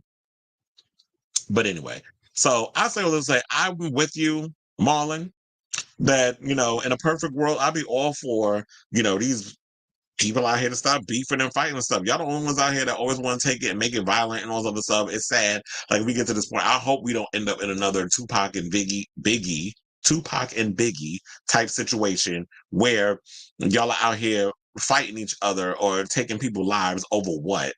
Stupidity. Like, it's not worth it, especially when there's enough money to go around. And that's another sad thing that I get irritated about in this industry is that greed, where y'all don't want nobody else to shine. You don't want nobody else to have nothing.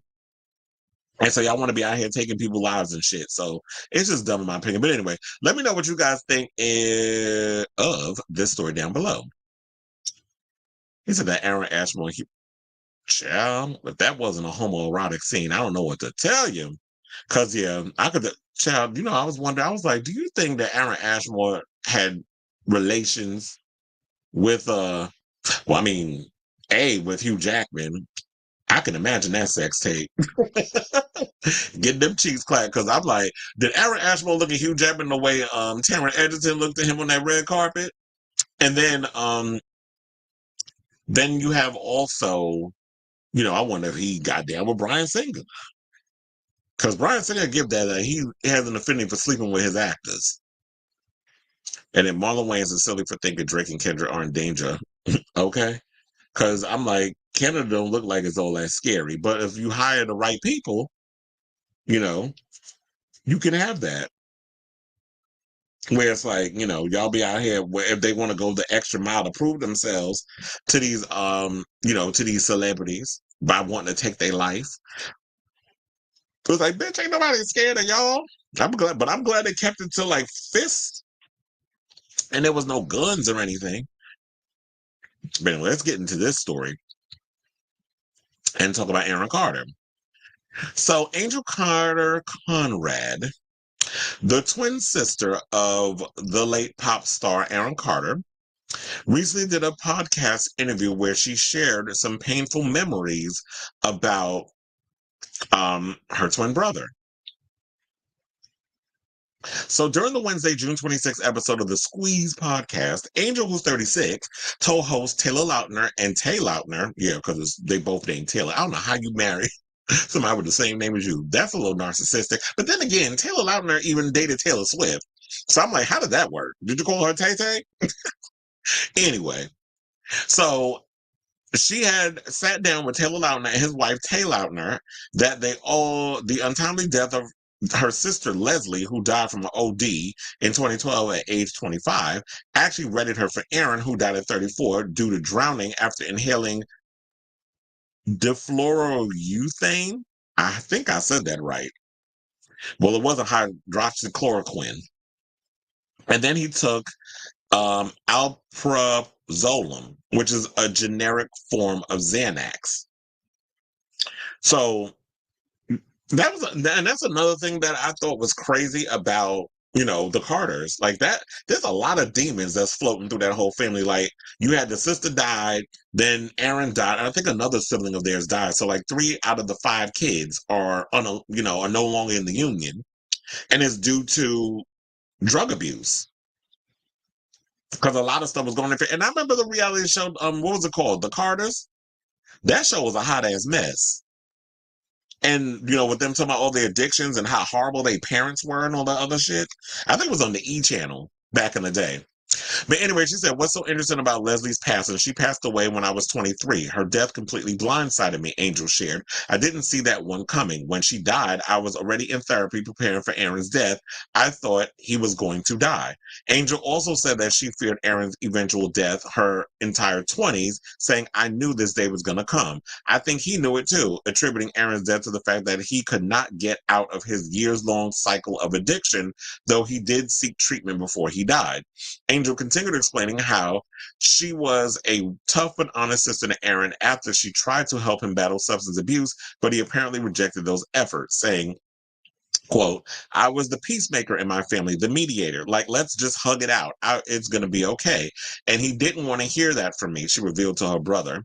He needed his parents to step up. But when you got losers for fucking parents, or people that just want to coddle and baby, or whatever case was, it wasn't going to happen. Especially when you have parents who have their own addiction issues. Because in People magazine in 2023, she revealed that her parents were alcoholics growing up, and how those issues created a toxic family dynamic that ultimately worsened after Aaron and their brother Nick were launched into stardom as children. So she's saying the fame and the money is what took over their family. And so now, after Aaron spiraled into addiction, which was evident from a handful of arrests for driving under the influence and drug possession, Angel cited the OD death of her sister Leslie, and the sudden death of their father in 2017, Robert Carter, as the beginning of the end for her twin brother. So, and she said this, she said, Aaron was already in a bad place, but it was like a domino effect. He wanted so badly to be happy. He really fought to the end, but he just had too many problems to be fixed. He'd become this person who we no longer recognize. I didn't even think he recognized himself. And so they said she paid tribute to him after he, passed away on November 5th, 2022, by posting a series of baby pictures of the two on Instagram and all the other stuff. And here's the thing, this is a really sad story.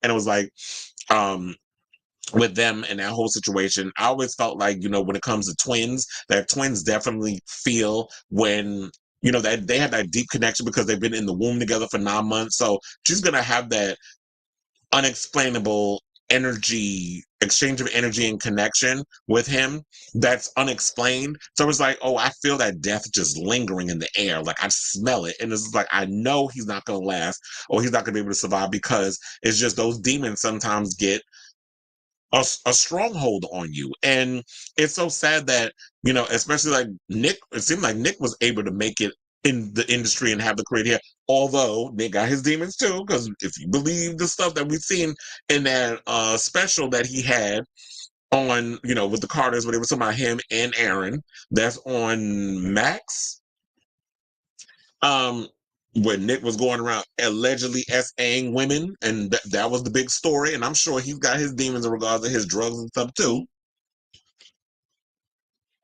But overall, it's like that whole family is messed up, and it all stems, and I always say this, a lot of times when it comes to why people end up so messed up, not just celebrities, but regular people, is because of the sins of their parents. The demons that their parents have, that carries over into the children, because that shit is a learned behavior.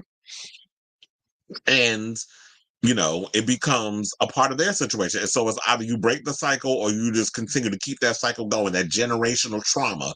And to me, I'm glad that, Leslie was able to, Angel, Leslie was the one that passed away, that Angel was able to make, it work. She was able to push the demons out, to work on herself and go through therapy. And she had her issues with addiction as well, but she was able to come out of it. She went and put in the work and was able to work through it. So I'm glad that she was able to come out of the storm, on the other side. Now, as far as Nick goes, whatever his demons are, child, he got to work that out. But it's unfortunate the father wasn't able to do it. The other sister wasn't able to do it, Leslie, and now we lost Aaron. And Aaron had so much potential, but it was just those demons. He just couldn't fight it. And it's sad that he went through what he went through. But I'm hoping now, in this day and age of what's going on with him, that he's finally able to rest in peace. But, and look at those whole oh my God, I'm reading the comments. Somebody said, I am so damn tired of reading paid garbage from someone with an evil reputation. This girl sold her brother to TMZ. She went out of her way to publicly humiliate him and befriend all his ex-girlfriends. She assisted in his career downfall. This is so disgusting. Well, look, I don't know about all that, but all I know is that, what, based off of what this is, I'm glad that she was able to make it through the storm, and that, hopefully Aaron is getting the help, not the help, because you can't get help if you're dead. But I'm just hoping that Aaron is able to his soul is able to finally rest in peace, and he don't have to hurt anymore because the pain was just too much when he was a living being. So, whatever you guys think of this story, I'm definitely curious to hear your opinions on this. Leave it down in the comments below. Okay, so Robert said, do you believe Aaron... You said, do you believe Taryn is actually, wait, what? What's that? Arrow up straight. Who knows? But look, I don't believe, there's a lot of people in Hollywood I don't believe are entirely straight. I think a lot of y'all are bisexual to a degree. Or, you know, be willing to bend over and touch your toes for that career. Because who wants to struggle? You know how many jobs and how much money you have to have coming in order to keep y'all insurance through SAG-AFTRA, which I've been hearing a lot of stories like celebrities are worried and they're trying not to lose their insurance because, and you know, they've been cutting down a lot on the roles with the actors and things. But anyway, let's move on and let's talk about Jennifer. You have to do that every time we talk because, you know, there's more tea coming out. So we're going to talk about the fact that, you know what, you know, the marriage is pretty much over. It's only a matter of time before they make the announcement. We've been hearing so many damn stories about it. They haven't made the announcement yet. But we're you know, it's only a matter of time before it happens. But let me pull this picture up. You know, it's quoted Radar Online. We put the picture of J-Lo and Ben. Ben always looking like he pissed. Like he maybe he constipated. So, oh, excuse me. According to an insider, Jennifer doesn't want to be divorced from Ben, and if it happens, she's hell-bent on exacting revenge. And I had to do my old demonic supervillain laugh. Because that's what it gave when I was reading that. So, apparently, Jennifer is apparently not happy with her current situation that is unfolding with her husband, actor Ben Affleck, actor and director, and screenwriter. Ever since the couple got married, the Justice League star has become a walking meme as many pictures taken of him show an unhappy Ben Affleck. Either paparazzi take these unsavory angles or the man truly is not having the best time. He's like, well, he always looked pissed. But it's like, sir, if you... This is what you signed up for. Sorry. It's like you signed up to marry one of the most famous women in the world who loves the spotlight, who loves being famous, who loves the lights, camera, action, even though, you know, she has a reputation and don't want anybody to look at her. But when she wants people to look at her, when she's on the red carpet, because that's what that is, and when she walks out our house, everywhere she walks is a runway, so she likes those pictures. But when you go and marry somebody who likes all that attention, you can't be surprised to get, you know, that the paparazzi is chasing all y'all down. Y'all are a hot topic right now. And you put yourself in this situation. So you shouldn't be mad when you create these scenarios, and then this is the reaction that you get. When you get back what you put out. I truly believe that. So it said that, but it wasn't the paparazzi. Recent events in the couple's married life have proven that they weren't happy at all. First of all, on Father's Day, Ben spent the day with ex-wife Jennifer Garner and their children. About 24 hours ago, they were saying around that time, Jennifer was in Italy on the boat, vacationing, and all that stuff. Now, the trip to Italy, they're saying, is the final nail in the coffin for the marriage, which hasn't been confirmed, I should say. But we've been talking about that. She went over to Italy. It was basically her, I'm trying to get over you vacation. You don't know what you're missing over here. You don't know, you know, this, you about to just look at this good thing you got over here because you about to lose it. But they've been saying that she's been working out like crazy and getting that body snatched so that way he can, oh, look what you missing, that sort of thing. But I'm like, sis, if you that damn shallow that you're putting yourself in these situations of, oh, look, you about to lose a bad bitch because this, you know, I'm working out in the gym and I look good. You really think that just because your body is snatched and you doing a lot of squats and sit-ups and things, that's going to be what to bring the man over if you go, like, that's some 25-year-old girl type shit that y'all think that's going to pull in a man. Because trust and believe, I'm sure there's a lot of women willing to throw their coochie in Ben's direction. And that's no shade to J-Lo, but if that's what she thinks is going to be the thing to pull him back and realize that he's missing a good thing, then sis, you about as slow as you look. So the rumor mill is going wild, and there are multiple tabloids that pin the blame on Jennifer's attitude. They consider she's been the one that makes the marriage difficult, while nobody talks about the very serious issues Ben is struggling with, where there's many accounts of Affleck's problems with alcohol and his bad temper because of it. So he's an angry drunk. Oh, I can't stand people like that. When I drink, I'm a happy drunk. I'm always laughing. I'm always just being affectionate and having. So I'm the opposite. Like, I don't get mad when I'm drunk. It's probably if I drink too much of that brown liquor, maybe. But for the most part, I'm a fun drunk. I don't be wanting to. I don't never windmill nobody. Child, first of all, you can't. I ain't getting this face fucked up. I don't want no black eyes. I want those my teeth. I ain't getting none of that. So, I'm not an angry drunk.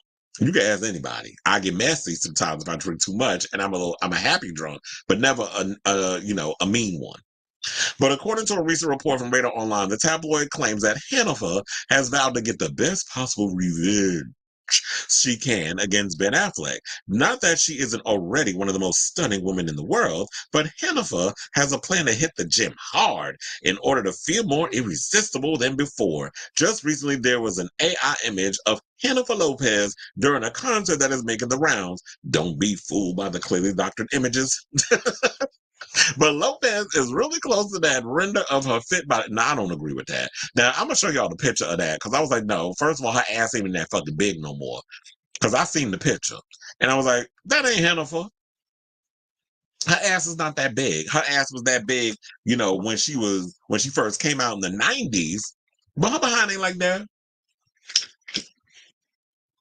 And to me, that's genuinely like, how them Jennifer Lopez type, if you ever see it in New York, that's how they be looking. So when people be out here talking about, oh, J-Lo, when people were so amazed at Jennifer Lopez's body and like, cause I ain't never seen no big booty bitch before. I'm like, where the fuck y'all been? Like growing up in New York, we always seen chicks that look like that. That had the big old butts with a small waist. Like, especially if you grow up in the Bronx, Washington Heights, Harlem, Spanish Harlem especially, there be so many bad looking chicks that's out here.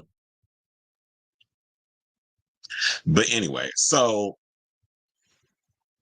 yeah, but to wrap this whole thing up, looking at this, I was just like, okay, so the marriage is over pretty much. I already gave my citation of the whole thing. I don't want to keep having to repeat myself in the whole situation. I truly believe that, you know what, he love bombed her. She fell in with it because J-Lo loves love, and she always likes to tell us. He pursued her. He courted her. He gave her the book, the binder full of love letters, for her, for what was it, for Christmas. She used that as the blueprint and the storyboard, if you will, for the This Is Me Now era, which I guess rubbed Ben the wrong way. And he's like, well, you're taking something deeply personal and you're exposing it to the world, which he didn't want. And my thing is, but you know how Jennifer is. She's a grade A narcissist. How can you be surprised with who you got with? But I guess he thought time passed. It's been 20 years. She's mellowed out. She's probably not that egomaniacal, self-absorbed person that he got with during the whole Jenny from the Block era of This Is Me Then. He thought she changed. But she did mature a little bit. But a leopard never changes its spots. So after all this, now he realized once the pheromones wear down, or wore off, I should say, because now we're past the honeymoon phase, which is what a lot of people get wrapped up in that matrix when you're in a relationship. Now you're looking at it as like, well, damn, I'm in over my head. I'm regretting marrying her. I'm regretting love bombing her. Or maybe that's just the overall thing. He has addiction issues. So maybe he's addicted to love like her, or addicted to being with certain people in that whole endorphin thing. Especially when you clean for one thing. So, when people have addictive personalities, they hopscotch from one addiction to another. He got his addiction to his coffee, his cigarettes, his alcohol. Like I said, I can imagine what that breath smell like. You want to be out here being in a relationship with somebody who just drinks, smokes, and drinks coffee all day? Like, child, you must have to brush your teeth and rinse your mouth out like 4 times a day. With all that shit you're putting in your mouth. He got good teeth, though. I don't know if they veneers, but he got some good teeth. Better than Billy Porter's. At least they match. The top and the bottom. So, I say all this to say, like I've said many a times, it's only a matter of time before we get the announcement that Hennifer and Bennifer are splitting. If she's going to get revenge, I don't know what that revenge is going to be, but if she thinks her version of her idea of revenge is hitting the gym when she already looks amazing at her age, you know, that body is snatched for the gods. And she still looks a little youthful. Yeah, you start to see the 55 peeking through, going on 56, which is fine because she looks good. Many of chicks wish they would look that good at her age. But I will say this. If you grow up around in New York enough time, you see a lot of Puerto Rican women, there are some badass chicks out here who are in their 50s and still hold it down. I got family members that look just as good as J-Lo at that age. So, and still be holding it down in the body department, keeping that face looking youthful. It's that melanin. So, I'll say all this to say, I'm curious of what y'all think in this whole relationship. I know everybody be so quick to blame Jennifer or Hennifer, as I like to say. Keep forgetting, it's Hennifer. So I get their side with her, but we shouldn't all, and I've said this many a time, we should not put all the blame on just her. I think they both equal to blame. I think he got in over his head and he shouldn't have love bombed her. And I do feel like she should not have used personal stuff to expose their whole relationship, because he probably did get dragged by Jennifer Garner from the same theory that I had. Because if you had this big ass binder full of love letters, so you had old love letters from 20-some odd years ago when we was married that you still had hidden and you put in a book and you gave it to her and she reveals this in a documentary, and so now you busted and probably got into it with Jennifer Garner, and that's probably where he took that energy over to her because you spilling shit that you should have kept to yourself. But when you got an ego and you got that, you know, them rose-colored glasses and them horse blinders on, and you all about yourself, you ain't thinking about the other people over there. So anyway, but let me know what you guys think of this story down below. That was me, you know, Sigmund Freuding the situation. It was like, this is me now, M2 MDNA, with wanting Ben unalive along with his buddies inspired a Quentin Tarantino movie. You wanted my money, you were my best friend, but F you. I hope. Well, look, we'll see what she's going to do. I even said that maybe she needed, I mean, I know people probably like, oh God, no, but maybe she needs to use this as fuel to release new music. And I was going to say an extended version of This Is Me Now, where the relationship is in the shitter. And now, you know, you're just telling everybody what went on. Because it's like, you try to make it like you had this happy ending, but maybe people saw the writing on the wall before she did and was like, we're not buying this. Like, you talking about, oh, this is your happily ever after, but nobody bought it. Meaning they were not believing that this was actually going to be your happily ever. She going to be divorced. The cynics was out and about. But then let's move on and let's talk about Emma Roberts, who is explaining and revealed in a recent interview why she is no longer interested in dating actors, which I've always said is never a good idea to date people that work in the same profession as you, because you already know what it is when you're an actor.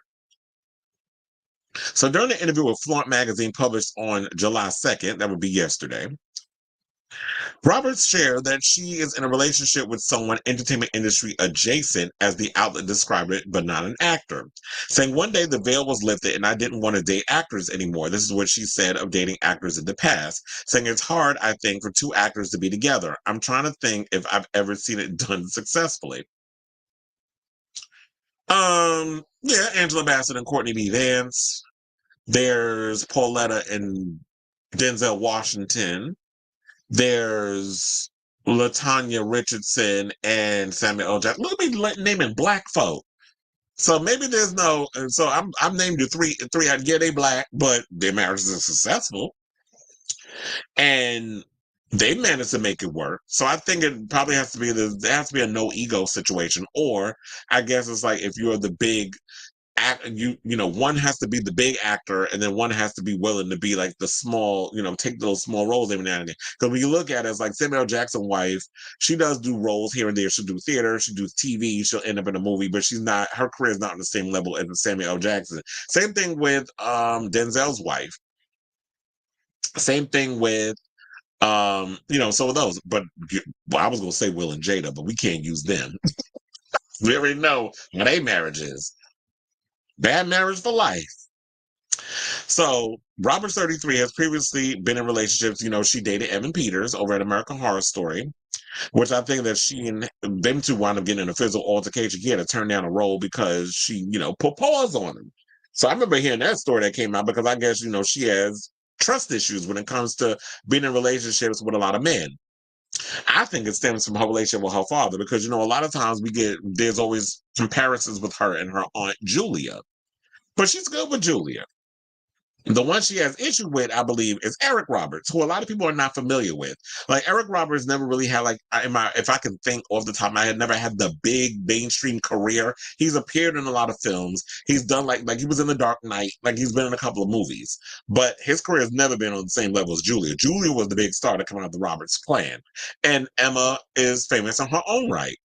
Another Nepo baby. Didn't she recently come out and have a conversation? I wonder if that's the same article or is it someone else that came out and said this? But I think she was the same one that came out and made the comment about, she feels that Nepo baby conversation is more female, or pushed more on females than males.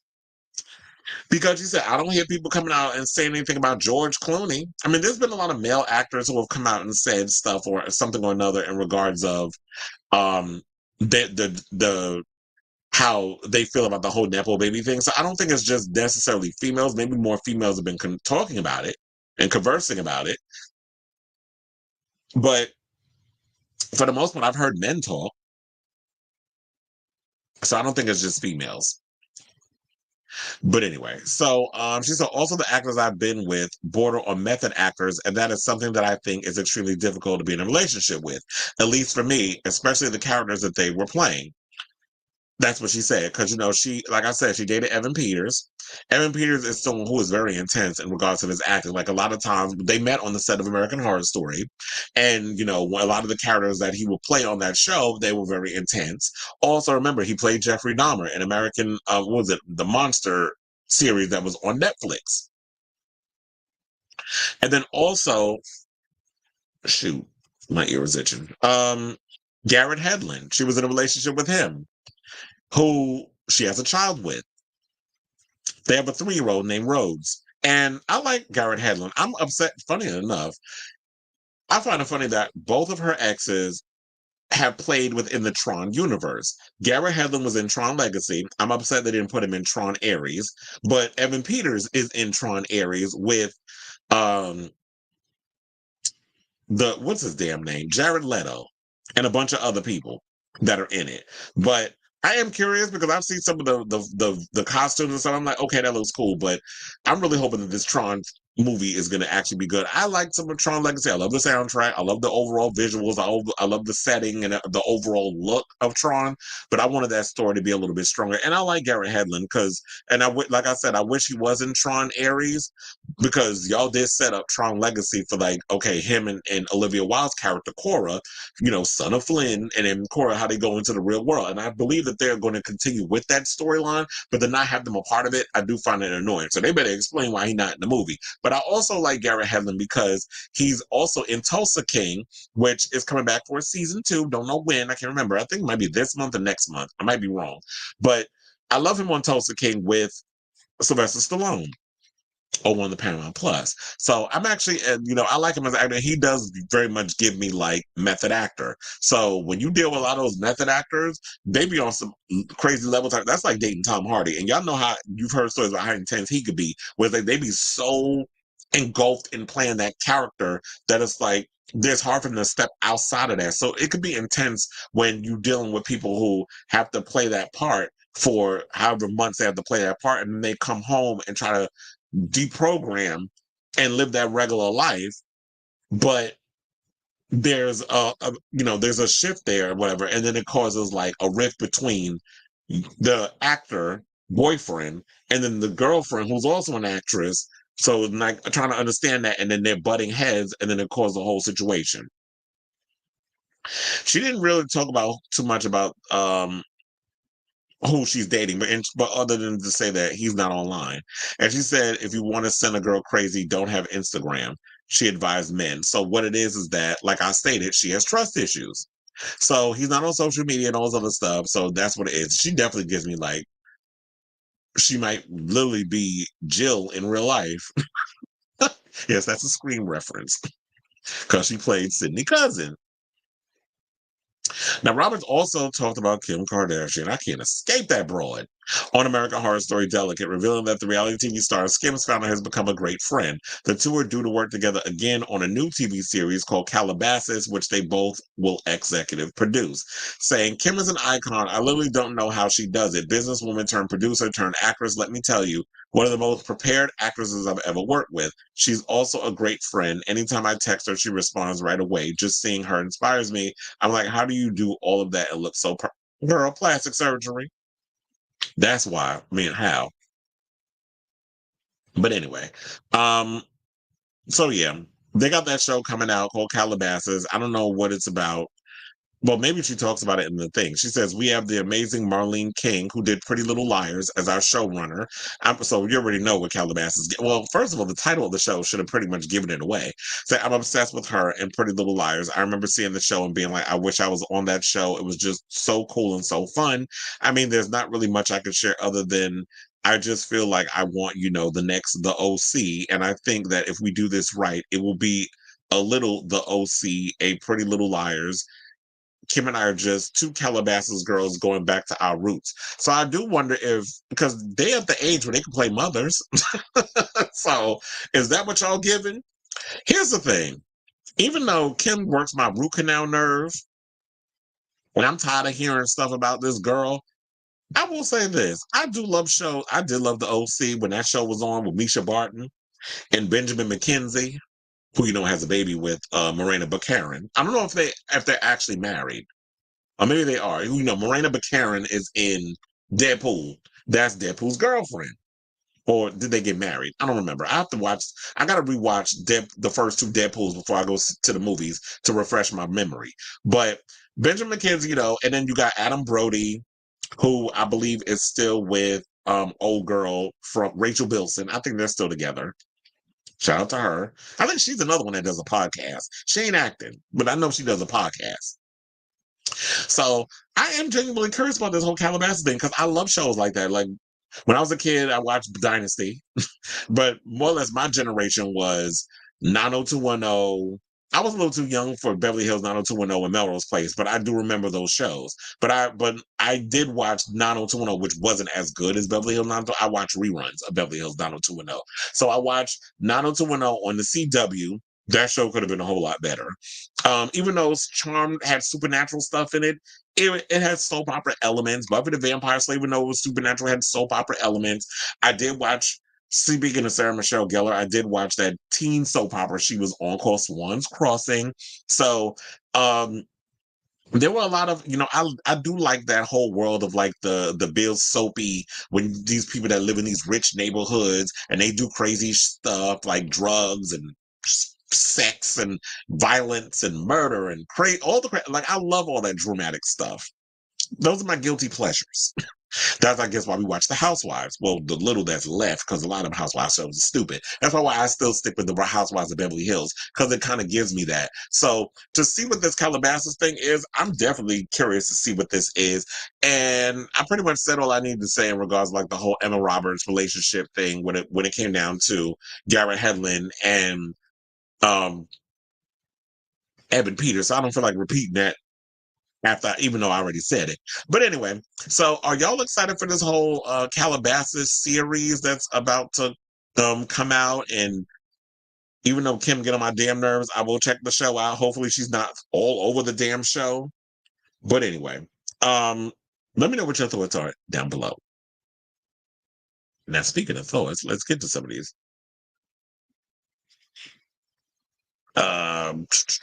Okay, so it said, I do believe Garrett Hedlund when he says that the fact that industry keeps reminding her that you're failing your aunt wrong by doing camp TV that only gays love, but you're supposed to be Julia. He said that? That the industry keeps reminding her that you're failing your aunt. Why would they say failing your aunt? First of all, the one thing about these, well, I'll call her nepo baby. Like, I don't look at nepo baby as like a negative. I feel like a lot of times, yeah, if you have the ability to have a leg up and have your, because of your parent or parents being celebrities or relative being in the industry, and you can get in the industry, to me, excuse me, I'm gonna use that as an opportunity for me to get through the door, but you have to be able to stay in the room by proving yourself to be an actor or a force to be reckoned with in regards of putting up the thing. So for someone to go and say that you're failing Julia by doing these other projects, it's like, to put the pressure on somebody to be the next Julia Roberts, I think is stupid. She should be able to do whatever type of projects that excite her and interesting to her, that separates her from being her own individual person versus being the relative of this big A-list celebrity. Julia Roberts did what she did back in the day, and yeah, she pops up every now and again and does her parts in little Netflix movies or whatever project that she wants, a passion project, because she don't need to act no more. Her husband still works behind the scenes, doing production work. And if Julia wants to jump in and do a movie that whatever makes her, gets her excited to want to come back into acting, then that's good. But to put all that pressure on Emma, I just think it's unfair. She should be able to do whatever it is that she wants to do on her own terms. Just like Garrett's out here doing his little films and appearing in things that is passionate for him. They said, not Eric Roberts, her father lifetime. Yeah, I was going to say, Eric never had the big career. Still Magnolias and Pretty One. Mm-hmm. Yeah, well, she was in there. It said, Miss E.T., thank you. Said, for loving the content and the show. They said, I'm not the girl you cheat on before shooting her ex. Well, here's the thing. I do love me some Still Magnolias, child. Shit. It said, Miss E.T., classic movie. Yeah, that's what I said. I watch a lot of, I be wanting something like that, old classic films to kind of come into, the new generation, but they don't make movies like they used to. That's why we like a lot of the old stuff, because you got away with a whole lot back in the day. I said, but also the industry has to understand the films that Julia Roberts did aren't popular today. They were popular during her era. A lot of her films are outdated and a lot of the stuff. Like people watch Pretty Woman, people watch, Steel Magnolias, that was an ensemble cast. Mystic Pizza, that's like that movie's older than dirt. That's like Julia's, I think it was like her first, I don't know if it's her first movie or her first breakout film. But the big breakout movie we all know was Pretty Woman, but Mystic Pizza pretty much put her on the map. I do like Sleeping with the Enemy, just like one of my favorite guilty pleasures of Jennifer Lopez is Enough. I like that film, although I hate that wig they put her ass in, but I do. That shit is a distraction. That little short shake and go wig she had on, that Monet Exchange shake and go wig, I can't stand that shit, but I do love that movie. And the Krav Maga scenes that she put in there. That's why I got the inspiration that she need to do more action movies, not them horrible ass films with on Netflix, like Atlas. That film was forgettable. So was The Mother. Yeah, but what happened to Rachel McAdams? Does she still act? So Emma is definitely doing absolutely, and she should. That's why I said, and to me, as someone like if I was in a position of being a nepo baby, I want to be able to do the roles that separates me from being called Julia Roberts' niece or Eric Roberts' daughter, or like how some actors or artists always get irritated when it's just like, who was it? Willow Smith said it, where it's just like, I feel like I'm at this point when she came out with her latest album, which is good, by the way. Where she came out and said that I want to be able to separate myself from my parents. And I feel like I put in the work to be able to do that. And that's the thing that a lot of these Nepo kids deal with. So I don't think you should see Nepo baby as a negative. Eric Roberts best. Oh yeah, I did love that movie. That was back in the 90s. Right? Yeah, had to be like early 90s. You know, it was on the other day, and I need to sit around and watch it, but but then I shied away from watching because it was too damn long. That movie's 3 hours. But I want to watch American Me. I ain't seen that shit in years. And it's because Benjamin Bratt was young in that film. Oh my God, Benjamin Bratt is fine as fuck. But I remember, and I knew this, well, first of all, I seen Benjamin Bratt like years ago in The Village over on the pier with him, and he was with his wife, Talisa Soto, who, played Katana. Yeah, Katana in Mortal Kombat. She's good looking too. She's a beautiful woman. And looking at her, I was like, ooh, Benjamin Bratt, child. It's a fine ass man. But back in the day, child, I still remember that shower scene. American Me, them rape scenes. I was like, I was like, that kept my ass out of prison. Yeah. Oh, you're gonna leave that alone with Weinstein. Yeah. I like Pretty Woman, even though I haven't seen it in years. Oh yeah, I heard they have a black version of Steel Magnolias. I haven't got around to watching that, by the way. Mystic was the breakout. Pretty Woman was everything. He said, enough was I. Yeah, it was. But, that was back when Jennifer was out here making, poor man versions of movies that were already big hits. When she was doing her rom-coms, it was sort of like these watered-down versions of stuff Julia Roberts was already doing. And Enough was literally, in my opinion, like a watered-down version of Sleeping with the Enemy. So it had its moments, but it's not up there with like Sleeping with the Enemy. To me, I'm still irritated over the fact that, bitch, why did you fake your death, but then you flushed the ring down the toilet? You should have threw that shit in the ocean. He wouldn't have found it. But then again, when you have to do something that dumb, so that way he knows she alive, and then have to go look for her, because then you got to keep the movie going. So they had to throw that stupid scene in there. I still get irritated over it though, because I think too much. I was like, why would you flush the ring down the toilet? Out of sight, she was good in that movie. She always played. Yeah, and that's why I said that she should have went more into those roles than. And I loved her in Out of Sight versus the stupid rom-coms, but we got it. That was like her thing, and then people was eating it up. But I always felt like she should have been more like this. Like she wanted people to take her seriously as an actress, she should have went into doing more of those tough chick roles where you could see that vulnerable side. I said, what do you think of I like Maya Hawke too. That was that's what was that I heard also was talking about how she embraces the whole Nepo baby thing. Like she was like, yeah, I know, I'm aware of who my parents are and the whole Nepo baby thing, and she embraces it. And I was like, I like people like that who were just like, okay, yeah. It's like, yeah, my parents are who they are. My father is Ethan Hawke. My mother is damn, I drew a blank on her damn name, Beatrix Kiddo, from Uma Thurman. I was like, what's going on in my brain? I be having these brain farts, chat. But it was like Uma Thurman, and you know what? And I'm still going hard for this. Quentin Tarantino, can you please make Kill Bill Volume 3 with Maya Hawke playing BB and Beatrice Kiddo reprising her role, and then bring Zendaya in as Nakia? That's what I want. That's my dream cast with that whole film, because we need that movie. If not, even though this show sucks ass, if you want to, who I think will make a good BB if you can't get Zendaya, Amanda Sternberg. I think that's how you say her name, because she's on that Acolyte show, and that shit is god awful. I just want to smack the people that made that fucking show, because it's like yet again another horrible ass Star Wars series. Although I did like the one with Diego Luna. I do like that one. Can't remember the name off the top of my head, but I do like the show. But the Acolyte, trash. But I would like to see, I think Amanda Sternberg would make a good Nakia. She could definitely sell that role. She kind of look like the little girl. So if you can't get Zendaya, get her and get them to fight.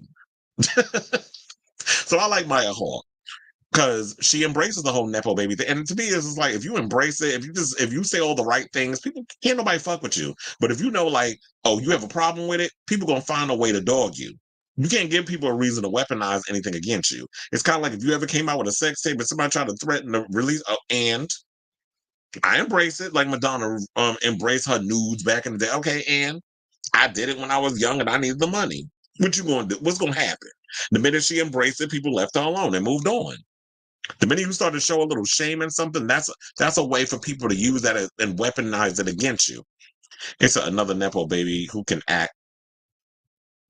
Yeah, and funny enough, it took me a while to realize that Ashley, I think you're talking about, isn't it Elizabeth Olsen? Where people I didn't even know she was related to Mary Kate and Ashley. And I was like, wait a minute, she is related to them.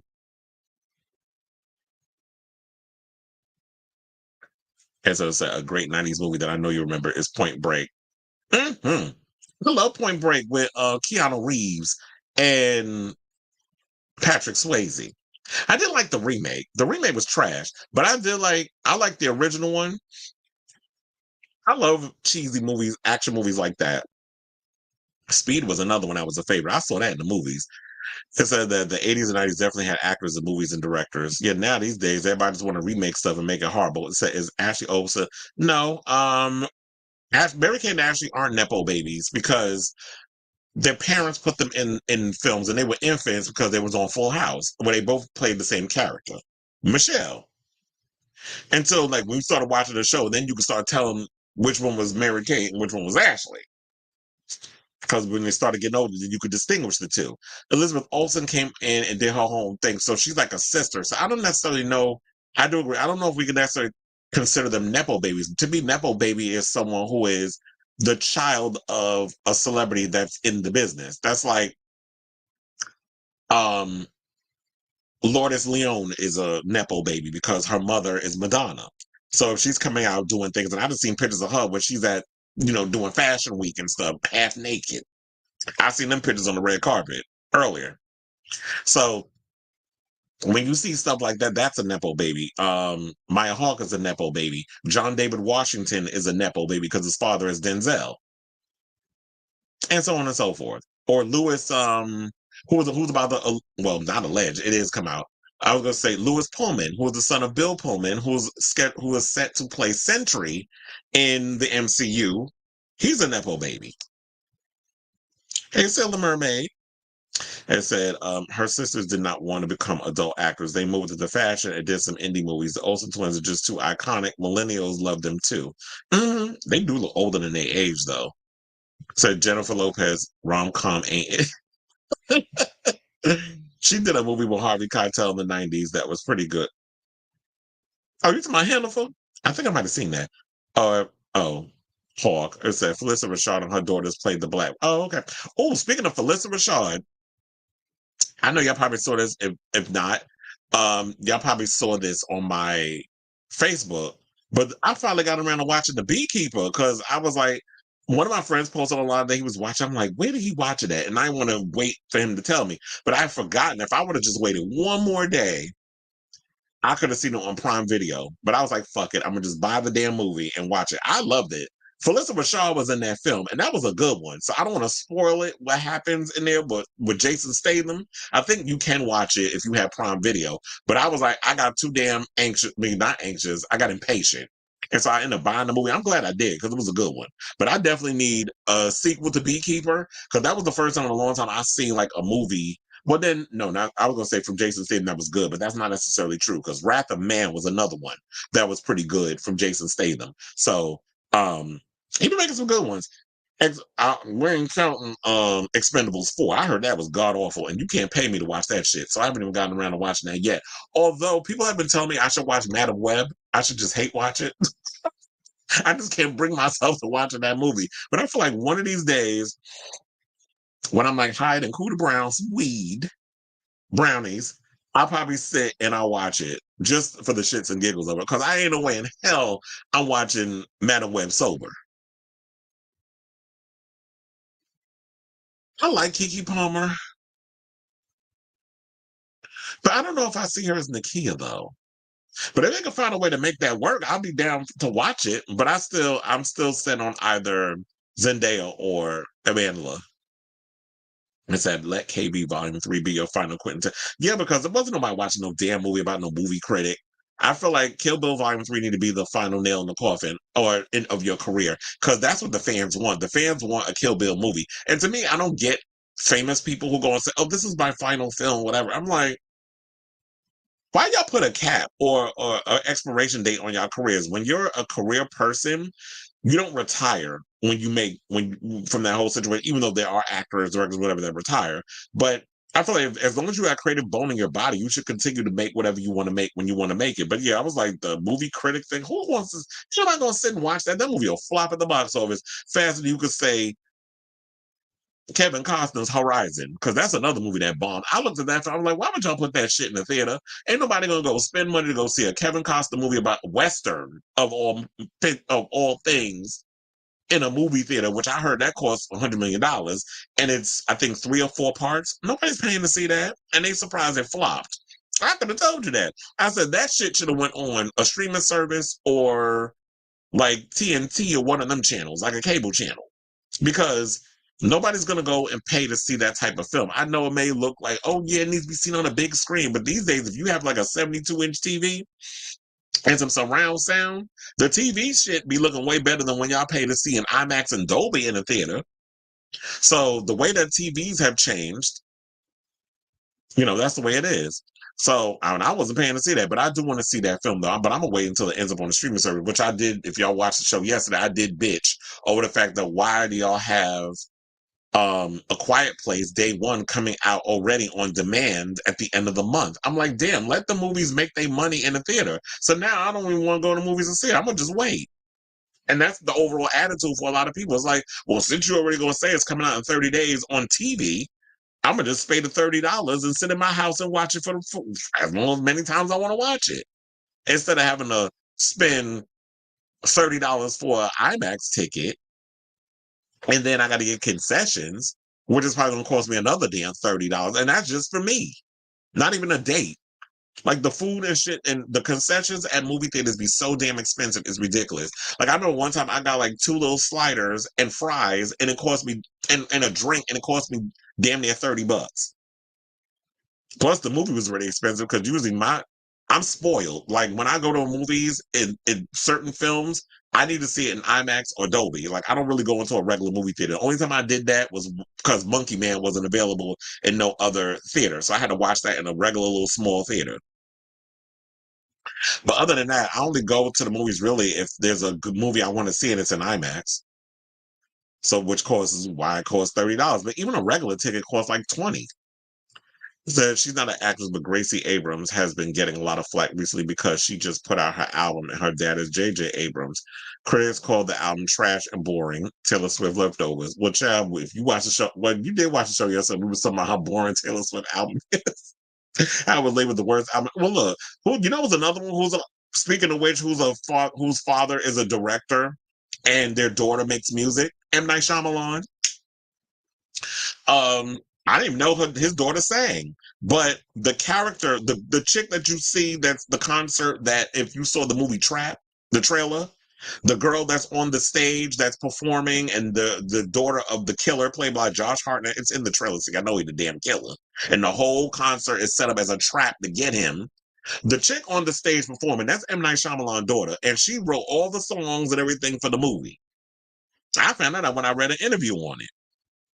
So, but I'm not familiar with her music, but from what I heard on there, she's kind of like a Lady Gaga type of character, so I guess that's what she's given. I need to hear the music and see the movie to kind of get an idea, but from what I heard, it's kind of got like that Melanie Martinez, Lady Gaga S-type vibe. But yeah, see, Elizabeth Olsen. I like Elizabeth Olsen. She's a good actress. She looks more like Ashley. Mary Kate and Ashley literally look fraternal. They do not really look. Yeah, that's why I said after a while, when you watch Full House, you could tell which one was the twin when they would slide her in, and it was like, okay, so that's Mary Kate, and that's Ashley playing Michelle. Happy 40 years of zombies taking over the earth 40 years ago to Return of the Living Dead. Oh, is it? I love that damn movie. Not the second one, but I love the first one. So, I think so too. It's a Nepo baby is Dakota Johnson. Oh yeah, I forgot about that. That's Melanie Griffith's daughter and Don Johnson's child. Are you talking about A&E?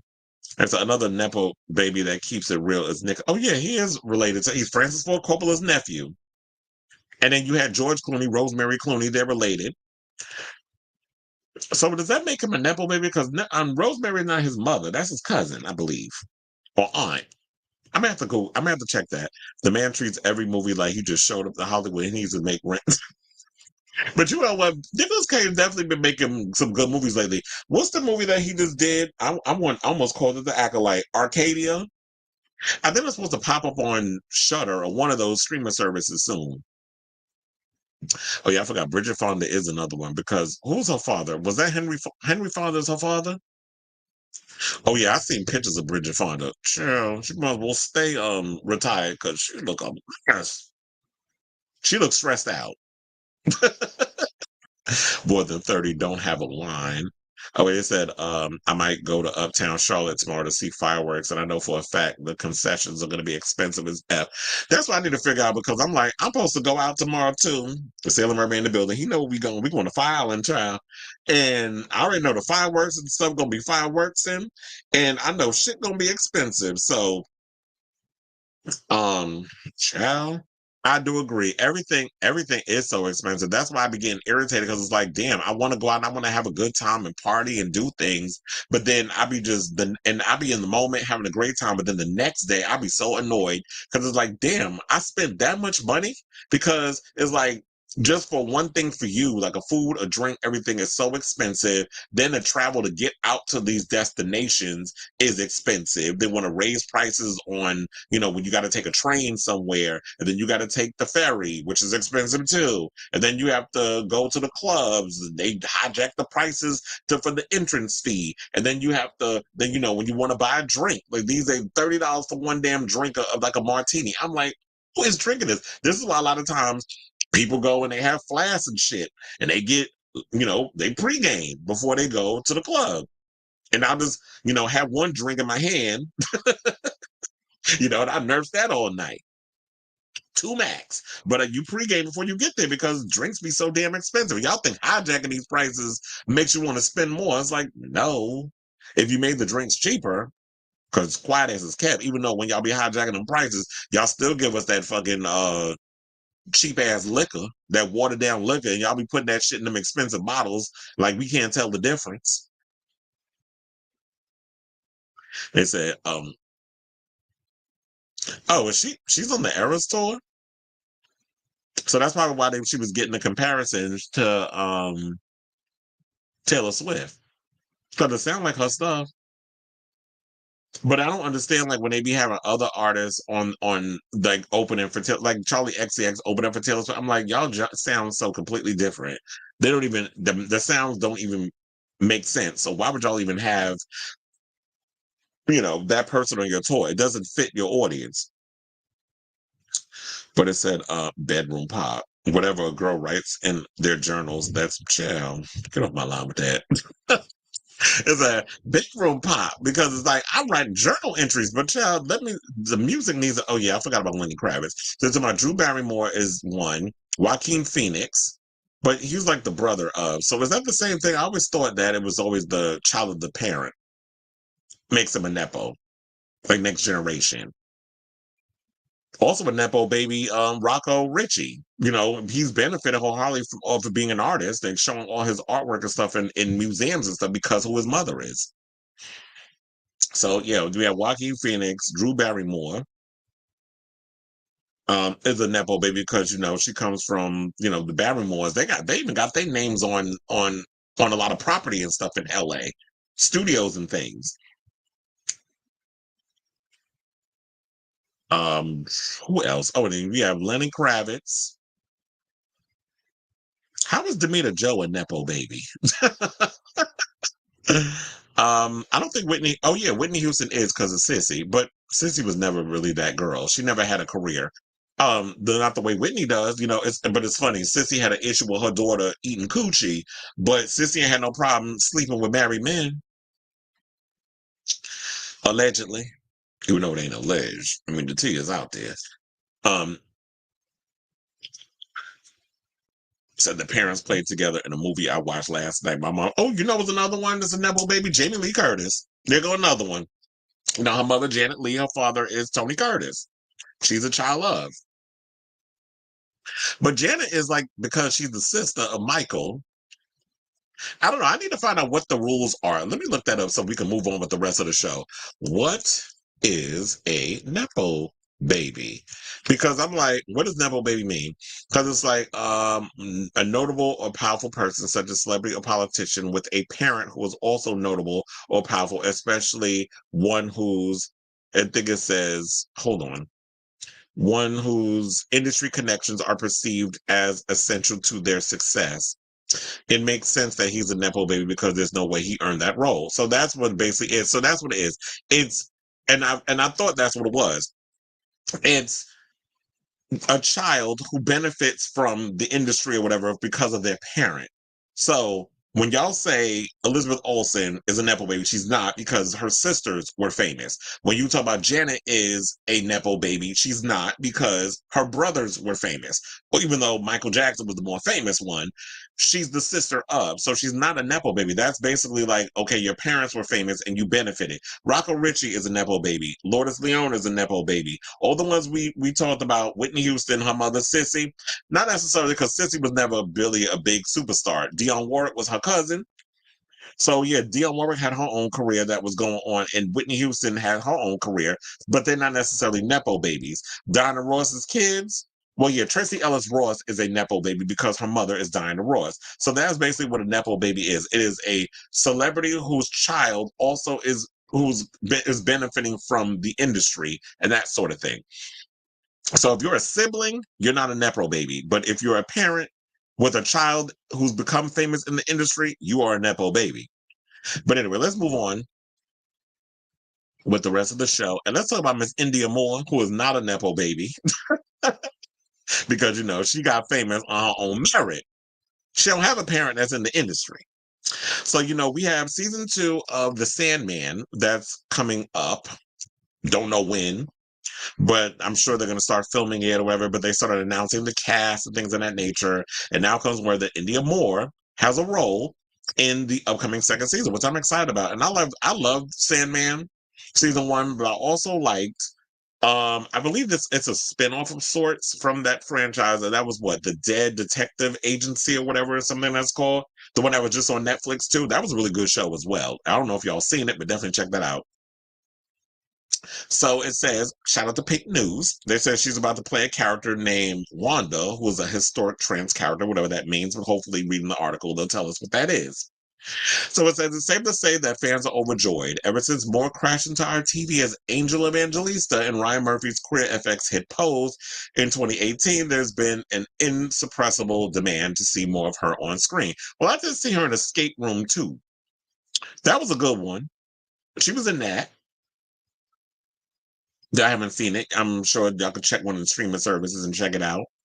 I was looking at a picture of her, and I said, "Why look like she was one of them people that's from Doctor Strange, like one of the monk types?" Because I seen a picture of her bald headed with a tattoo on her head, in the front of her head. She kind of gives that she could have been alongside Tilda Swinton, fighting Mads Mikkelsen in Doctor Strange, the first one, not the second one. I don't like the second one. Now, though she's had some fairly sizable projects since, including a voice role in Netflix's huge sci-fi hit Pneumonia, a part in Aquaman and the Lost Kingdom. Child, I hated that movie. And a role in Dylan O'Brien's thriller film Ponyboy. Oh, I love me some Dylan O'Brien. Her turn as Wanda is said to be her biggest project since Pose ended in 2021. Now, Neil Gaiman first teased Moore's role in the show back in 2022, just as after the release of the first season that was on Netflix in August that year, explained that the character of Wanda will be integral to the second season. Oh, yes, absolutely, he explained when questioned on whether we'd be seeing Wanda in season 2. Now, Wanda is an absolutely integral part of the Sandman universe and a game of you, and if we're lucky enough to make season 2, Wanda will be a huge, huge part. It's going to be so much fun casting fabulous trans actors. Now, the question remains, who the hell is Wanda? Because I have no idea who this character is. I don't even remember Sandman season 1. There's so much stuff that comes out on Netflix. The way y'all be putting these shows out, I just hate the rollout of the way Netflix does a lot of their shows, because they'll give it an 8-episode season. We watch the show within 2 days, and then we move on to the next show, and then we forget all the other stuff. I did say that they were teasing a season 2 for One Piece, if they're going to start filming that, and the kid that plays Luffy did like a little video or whatever. So I'm excited for that show to come back. But I barely remember anything that went on from the Sandman. But I remember I liked the visuals. I liked the whole, queer angle that they were going with the show. So I may need to rewatch it again, just to refresh my memory before the second season. So they said it's been 35 years since Neil Gaiman's first The Sandman comics landed on shelves, and his inclusion of a trans character in 1991, Wanda, was nothing short of revolutionary at the time. In the comics, Wanda played a huge part in the 5th collection of DC Comics entitled A Game of You, released back in 1993. Wanda's storyline in the comic included her dealing with her parents' rejection of her trans identity and moving to New York and sparking a friendship with Barbie, played in season 1 of the Netflix adaptation by Lily Travers. I think they have a picture of it in here. So let's pull that up. So they said that CW for comment transphobia. Today's trans character is Wanda Man from The Sandman. She is a trans woman. So her name is Wanda Man. Girl. That cannot be her name. Okay, we're going back to this picture. Because I'm like, that's giving me Juwana Man tease with that. But I was like, y'all a little on the nose by calling her Wanda Man. They also have a superhero called Wonder Man. I know there's no relation, but anyway. It says, as Netflix announced, Indya Moore will take on the historic role. The streaming giant shared a synopsis of what fans can expect of her character, saying that Wanda is a professional driver and security agent for an exclusive travel firm. Wanda proves herself to be an indispensable guide on an endless road trip to the waking world. This is what the official description reads. Now, fans of the original comics will also know how things shape up for Wanda in the end, but we'll keep it spoiler free here. Well, thank you for thinking of us, because I have no idea what happens to her. And who knows, a lot of times we can't necessarily go by what they say on a lot of these shows, because a lot of times they don't follow the source material from a lot of those shows. So who knows, they may change up her fate or whatever it is, and they may not go in that direction. They may change it up, or maybe they'll go with it. Who knows? But I like to keep the element of surprise. I'm going to wait until the show is done to find out what her fate is. And I'll just check, the Reddit group chats or whatever the case is, and see if they kept along with it or if they changed some things up. But they said also that a lot of times, I guess, they're saying that modernizing some aspects of Wanda's story, which some fans of the comic book have dubbed problematic. So yeah, it's like, I guess when they call her name is Wanda Man, they would find that problematic, because that was 91. We're in 2024.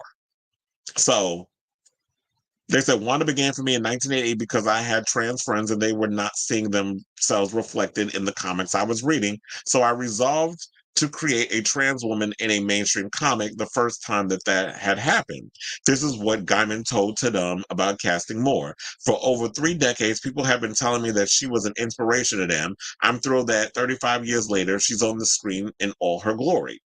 He had previously committed to bringing trans writers into the room too, explaining in 2020, my biggest request to the Sandman showrunner for when we get to the season with Game of You in it is that we have trans men and trans women in the writer's room, not as consultants, but as writers. So joining Moore in the new cast list for season 2 is handsome devil actor Rieri O'Connor as Orpheus, Cucumber star Freddie Fox as Loki, Game of Thrones actor Clive Russell as Odin, The Gentleman's Lawrence O. Furion as Thor, the Never's Anne Skilly? I think it's an Skly. I don't know how to say that shit. Nuala, and The Dirt's Douglas Booth as Turakin. I think there is a picture on Twitter of the full cast. If I could find that really quick. Well, yeah, I didn't have to scroll down far. So I do have the full cast here in case y'all haven't seen who the cast is. But here's the thing. Overall, I will say I'm pretty excited to see this new season. And I do agree, where people want to talk about work and all other stuff, it's like, eat a dick, first of all, for those who want to come in with that attitude. But a lot of times, for those of you, if you could step outside of that for a second and realize that the reason why we fight so hard to have these different characters, to have like a lesbian who's black. I'm talking about what is it, like Lupita Nyong'o black. Not someone who is racially ambiguous, but when we have these type of characters, when we have like that, where they happen to be a lesbian, those are what people want to see. They want to see themselves reflected on the screen. When you have an Indya Moore starring in a series that happens to be trans or whatever, or MJ Rodriguez, Michaela J. Rodriguez, when you see these characters or whatever, we would just want a moment to be seen. When you see like that guy who's an assassin who happens to be homosexual, and you have a homosexual actor playing that role, we just want to see ourselves on the big screen seen in these certain ways. So that's why a lot of times we fight. And the most important thing, in my opinion, that's why I love about Neil Gaiman doing this, is the fact that he's like, you know what? We don't just want y'all consulting, making sure that, okay, this is not something that a trans person will say because that would be perceived as transphobic or whatever the case is. You hire a writer to come in to actually give nuance to those characters because this is how they would move. This is what they would say. This is how they feel. This is how they sound. Which is why I guess, like, even though those movies are terrible, the Fast and the Furious franchise, how Michelle Rodriguez threatened to walk because she was like, y'all need to bring female writers in here because the way y'all writing for these women, this is not what a woman would say. This is not how a woman would behave. So when you bring people into those writers' room and you make it, when you make it universal in the way that people speak and the way they act, that makes it more believable. So I'm here for the fact that, you know what, you make it more diverse in that whole situation. So I say all of this. Oh, I forgot. We got Gwendolyn Christie coming back because I love me some Gwendolyn Christie. She played Lucifer. And then we have non-binary actor Mason Alexander Park playing Desire. I did love Desire in season 1. So we have no release date for Sandman season 2, but I'm here for it. And I love like the whole, I just love how just open the show is, where it's like you have queer characters, you have black characters, you have all these different characters in this show, and it just feels natural. It doesn't feel like it's put on. It doesn't feel forced. It doesn't feel those things. And yeah, at the time, the comic was revolutionary for having a trans character. But the good thing about when you take a comic book and you bring it to life in a TV series, movie, whatever, now we're at a place where it's like, okay, maybe that would have been perceived as stereotypical back in the day, but people need to realize when you cringe at things that came out 30 some odd years ago, we were just so happy with the little crumbs that we got, and we were just so happy, that we were seen at the time. But now we could really be seen where they can make it right from the stuff that was back in the day that was perceived as transphobic, that would be perceived as a little racist, or that would be perceived as homophobic. And a lot of the Wanda man, like that does sound a little transphobic. It's like, girl, that can't be your name, but whatever. That was what it was. That's how it was back then. We can't change it. We can't change what existed, but you can't make it different when you do a show. But anyway, I want to wrap this up. And I want to know, what do you guys think of the casting of Indya Moore and all the other actors that are going to appear in the upcoming season of Sandman? Are you excited for the new season of Sandman? Whatever your thoughts are, let me know in the comments down below. Okay, so before we get to our Lady Gaga story, or as I like to say, Lady Gaga, let's get to these comments. So it's like, if Janet is a Nepo baby, then wouldn't the entire Jackson family be Nepo babies? Doesn't matter that she's the youngest and her brothers were already established. I don't think, no, she doesn't. That's why I said before, like, I had to look it up just to see, okay, Nepo baby is basically the child of a parent who's famous. And then they're in that wheelhouse of keeping that generational wealth going. So it's not the sibling of, it's the child of. And I never see her in conversation or in association with other Nepo babies her age. Yeah, because I think that's what it is that people have said. Or, who's a Nepo baby that has a problem with it? Ben Platt. He's a Nepo baby. And he has a problem with it because he's complained many a times, but, he starts whining. That's why I get irritated whenever I see him at the Tony Awards in the pumps that he was wearing. It's like when he got on, oh God, he irritates me. Whatever. Anyway, let's move on. And let's see how many we got. About 6 more topics to go. But before we get to those 6 topics, please, if you haven't already, hit that like button, that subscribe button, and the notification button so that we can know when we go live with an episode of Chris Avalon Unfiltered. It definitely helps with the algorithm and all that good stuff. I'm almost at, finally, because, I've been putting so much work in the show, I'm almost at 1K followers. So we trying to get there by the end of the month. Quiet as a Kevin, trying to get there before the end of the week. I think so far I'm at 930 gig. Y'all thinking like, oh, what, 930? Almost 1,000. That's it. Yes. Because it's the little engine that could. I'm building this channel, like really putting all the hard work and stuff in it, and it's paying off. So I appreciate y'all that have been true supporters of the show, that you like the show, that I get all the compliments, good, bad, or indifferent, and that y'all out here subscribing, all that good stuff. So I'm trying to get there because I'm trying to, well, I can monetize the channel. If you look, you can see that I can monetize, but I'm really, really, really trying to monetize and get those ad revenues and things of that nature. But so hit that like button, that subscribe button, and that notification bell, please, and thank you. So now let's move on to Lady Gaga, who is set to star in Joker Folie. I know that's not how you say it. I'm just being silly. And so they said that she recorded about around 20 songs for the movie. Because, she has done, soundtrack work in the past. Most notably, she has Hold My Hand, that's in the Top Gun Maverick movie, which we're getting another one. For why, I don't know. I feel like Top Gun Maverick was a fluke. It came out at a time when we needed that, but we don't need another sequel. But if Tom Cruise wants to make that movie, and Hollywood loves Tom Cruise, we're getting one. So she's no stranger to the whole soundtrack situation, but because she's playing Harley Quinn in the new Joker sequel, that, speaking of things we ain't asked for, but we getting because it was $1 billion grossing film, she's written a lot of songs for the soundtrack. So according to film news site World of Real, of something I've never heard of, so I guess we'll take it with a grain of salt of what they're saying. Hitmaker and Art Pop 2 with Holder, okay, that was funny, Lady Gaga has recorded an impressive 20-plus songs for Joaquin Phoenix's Joker sequel. That allegedly includes 4 original songs by the star and a duet with Phoenix a la Shallow with Bradley Cooper in A Star is Born. There's also a cover of Dinah Washington's jazz classic The Bitter Earth, according to reporter Jordan Rumi, who apparently saw a cut of the film earlier this year. The scene is said to be a major highlight. Now, Gaga will star as the DC Universe's most adored anti-hero Harleen Quinzel, aka Harley Quinn, in the upcoming sequel set for release this October, alongside Phoenix's famous comic book villain, the Joker. Now, according to the publication, Joker Folie à Deux will take the form of a musical, much like Gaga's pop star counterpart Ariana Grande Frappuccino and her upcoming blockbuster. Who said that? Wicked. Y'all trying to be funny. The sequel follows Harleen Quinzel as she works as Joker's psychiatrist during his stay at the Arkham Asylum. As they grow even closer during musical therapy sessions, they, of course, begin to fall in love.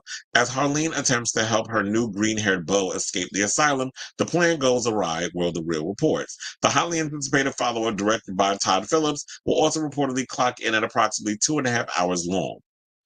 And I wonder if they'll actually do a extended version when it gets released on demand 30 days after the movie ends up in theaters, because that's what y'all like doing.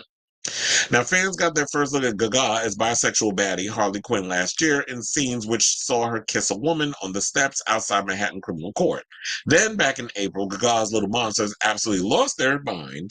I was going to say lost their shit, but they lost their mind when the film's first trailer dropped, as it hinted that there would certainly be a musical aspect to enjoy. Well, I don't understand why it took the trailer for y'all to realize that, when I remember hearing when they first were doing the movie that it was going to have a musical aspect. Now, in regards to the whole musical thing, if it's going to work, if that's going to be enough to get butts in seats, that's to be determined, because we all know that musical movies don't really do well. Hello, for example, In the Heights didn't do that well at the box office. It was a bomb.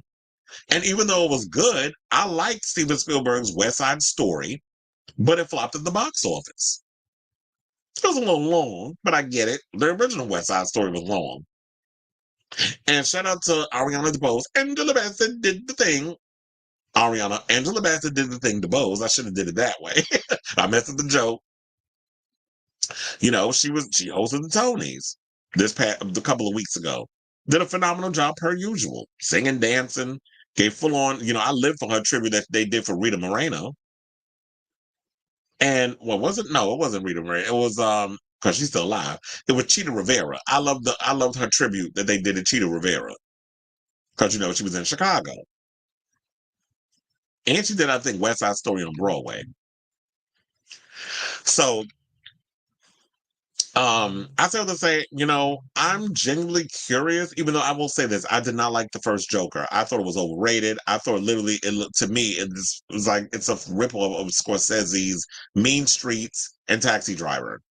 So I didn't really, I felt like the original Joker movie was overhyped. It's the same vibe I got when I went to go see the Blair Witch Project in the theater. It was all this hype, and then I watched it, I'm like, this is what y'all gagging over? So I didn't particularly like the Joker movie all that much. And I know if you go to the Bronx, people got mad over that, everybody trying to be on those infamous steps. First of all, I wore them steps one time because I had to get to my friend's apartment before because we met up because we are going to get driven out to Jersey because, this is around the time when I joined the circus. That's a whole nother conversation for a whole nother day, but I've talked about being in the circus on the show before. So a friend of mine at the time, we were getting driven out there, whatever. And I walked them long ass steps with a suitcase. I was like, oh, hell no. Never again. Because that was a lot. But everybody wanted to get on them steps because they want to get their little photo op or whatever the case is. And good for y'all if y'all went and did that. But for the most part, I was just like, I just didn't care for the film. But I will say this, because Lady Gaga is a part of it, because it's going to have this musical thing and them using the musical elements as a way for his psychosis or whatever the case is, and playing in that whole world and it being like this whole dreamlike exorcism of his mental whatever, has got me intrigued. I will admit that. So while musicals aren't necessarily my thing, musical movies, I will say, because I will go to a theater and watch a musical. That gives me a whole, like when I watch live action musical stuff, like when I go to a theater and actually watch a musical unfold, that to me is way more entertaining than having to sit in my couch at home or in a theater and watching a musical unfold. I get bored in that whole concept, but like I said, I am curious to see what they're going to do in regards of this upcoming movie. But I ask all of you all, what do you think of this story? Are you guys excited to see this Joker movie? Are you excited to see what Lady Gaga is going to bring to this Harley Quinn character? Or y'all still here for the Margot Robbie version? Or, the Harley Quinn cartoon? I do like the cartoon. That's on HBO Max. I ain't calling that other shit. Max is such a stupid damn name. But whatever your thoughts are about Joker 2, or do you think Joker was overrated? Why are they making a damn sequel? Well, because it made $1 billion and money talks. Hollywood loves money. So let me know in the comments down below. Okay, it said it's pronounced Folie. Okay, whatever. Tomato. I don't speak French, but in the bedroom, I do the talking. In the words of Girls Aloud. But anyway, let's move on and let's talk about Jason Mraz. Speaking of people in the because we did talk about bisexuals and the bisexual as in Harley Quinn. So now we're going to talk about the bisexual known as Jason Mraz. Because apparently he did a interview with Jesse Tyler Ferguson. Because like I said, everybody got a damn podcast these days. Every celebrity under the sun is doing a damn podcast. And he talked about his sexuality and why it took so long for him, excuse me, to come out of the closet. So shout out to Pink News for this story. He said the I'm Yours singer Jason Mraz came out publicly as part of the LGBTQ plus community in 2018 via a poem for Billboard, which included the line, I am by your side, and spelled by B-I, not B-Y. But he has now opened up on why he didn't do it sooner.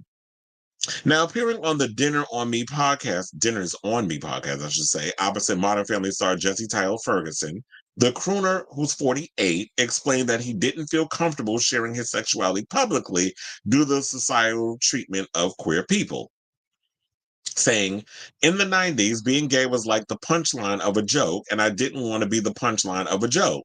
This is what he explained, added that he opted to keep his nose down as a teenager instead. Now, Mraz was raised in Virginia, and the Lucky Singer explained how growing up in the state, some parts of which are very conservative, influenced his upbringing, saying, I still took with me the conservative street that I grew up on, and that was very hard to ignore or to break out of." This is what he told Tyler Ferguson. "I was very shy and was scared of what my family would say, of what my hometown would think, or just whatever." He did, however, explain that once he came out, his parents were very supportive. The same year as his divorce from Christina Carano, the I Won't Give Up singer announced that he was done broadcasting as hetero after doing so for the first close to 20 years of his career. And this is what he told The Advocate. He said, "I was saying girl in my songs, and a lot of that is growing up in a conservative street and growing up around homophobia and feeling like I need to protect some secret." He married Carano in 2015, but divorced in 2023. He has previously explained how Carano helped him accept his own sexuality before their split. He also came out as Two-Spirit in 2018, was slammed for cultural appropriation. Well, here's the thing. If he's got Native American blood in his system, or maybe if he heard the definition of Two-Spirit, then why can't he identify as Two-Spirited? Which, if you look at pan-Indian umbrella terms, which is Two-Spirited, a lot of indigenous Native Americans describe themselves as a third gender, which is like, I'm neither man or woman, that I kind of float in between, which I think is like, to me, well, as someone who is indigenous and has indigenous family members, with the way I look at Two-Spirited is sort of like you. I accept my masculine and my feminine side because it takes a man and a woman to make a child, correct? So you embrace your masculine and your feminine sides of yourself. And I accept both sides, which is why a lot of times I run around saying I'm a butch queen. Butch queen. Butch queen. Butch. Shout out to Miss Mamas from Paris is Burning, who said she was, walking in the ball. Butch queen, first time in drag in a ball. No, she wasn't in drag. Oh, was she? Paris Dupree. That's what I'm talking about. But anyway, so when I look at the whole idea of indigenous, maybe he identifies as that he sees himself as like, or some people would consider non-binary or whatever the case is. But it's like, I identify with the masculine side and the feminine side. And Two-Spirited, like when people sit around and go cultural appropriation, well, who came up and said that that was cultural appropriation for him? Was it white folks running around saying that? I don't feel like you get to have a place to sell someone that you're culturally appropriating, where you're appropriating a culture if you are not of that culture. If people within the culture are upset with him using that phrase, then they should be the ones to come out and say it. There shouldn't be, that's like when white people come out and say something, well, you can't say that, that's racist. And it's like, you can't speak for black people, although I do love an ally. But it depends on, if whatever it is that you coming in and you trying to jump in, are you doing it because it's performative or whatever the case is. But in regards of that, besides that, with him coming out and with him being bisexual and those other things and being shy and scared of what people would say, I feel like that's a lot of the case in a lot of the queer community, where it's like, if you're from some place that is conservative, especially if you're like born in Virginia or whatever the case, you can even be born in a blue state like New York and still come from a conservative background and be afraid to come out of the closet. It took a while for me to embrace who I was. I didn't really come out and identify as gay until like my 20s, where it was just like, I sat down with my parents and tried to tell them I chickened out. I went on this whole spiel of, I'm trying to be whatever, everything you want me to be, and I can't be it. Like, I went on a whole spiel about it. Finally, I realized what works for me is writing a letter. So that's what I did. First of all, my parents found out, my father found my gay porn. That's why he found out. I had it hidden under the TV. in like when I was a kid in the basement, and I would sit like when they were out, I would watch my porn films because we didn't have internet back then. So you watch the porn films and stuff on the TV. Well, in the like you had the VCR tape or whatever, and then I put it in, and I left it somewhere. Couldn't remember where I left it, and he found it. And then, that was where the conversation was. So it was like, I had to help my whole coming out. So I had to write in a letter, and then that's what it was. But now, we're all copacetic. Everything is great, and it is what it is. So, everybody, so I feel like at the end of the day, everybody needs to come out in their own time. Whenever you're ready to come out and be your true authentic self, that's when you come out. Nobody should be forced to come out of the closet. You don't have a right to go without anybody. It needs to be on their own terms. So shout out to Jason Mraz for coming to terms with who he is, that he likes boys and he likes girls. I mean, some people say that, when people say they bisexual, it's just, it's a gateway to becoming gay, which I don't agree with. I do believe that there are some people that are fluid. There are people who are, they like boys and they like girls. And if that's what they like, that's what they like. So we can't just be out here just trying to say that somebody is something that they're not. If that's what they say they are, we should take them at their word. So, and yes, in the 90s, it was not easy to be out here open about your sexuality. But times have changed now. So I'm glad that, people were able to, and funny enough, back in the day, I did have a little crush on Jason Mraz. I thought he was a cutie. And he was on Dancing with the Stars. He said he got mad. He wanted people to stop voting for him because he missed his cat. I'm like, that's so funny. There's like, I wanted people to stop voting for me at Dancing with the Stars because I missed my cat. I want to be home with my cat. I'm like, it's giving very much Lupita Nyong'o with the codependent cat, the support cat that she has in A Quiet Place. It's giving very that. But anyway, so whatever you guys think of this story and the whole thing about, I mean, you can even share your own coming out stories in the whole situation. But yeah, in the 90s, it was not easy to be your authentic self. Why does this cap? Even in the 2000s, it wasn't even okay. When you hear stories from people like Adam Lambert, he came out and said like in the 2000s when he was coming out, on American Idol and doing those type of shows, you couldn't really be your truth. Like people knew, but you couldn't really do the things that you wanted to do in regards of pushing your art and being openly gay, especially as a man. It's easier for women. Like you could be Katie Lang, you could be Melissa Etheridge, you could be any of those girls, and it's easy because they're more accepting of women being out than they are of men. So I definitely want to hear what you guys think of this story down in the comments below.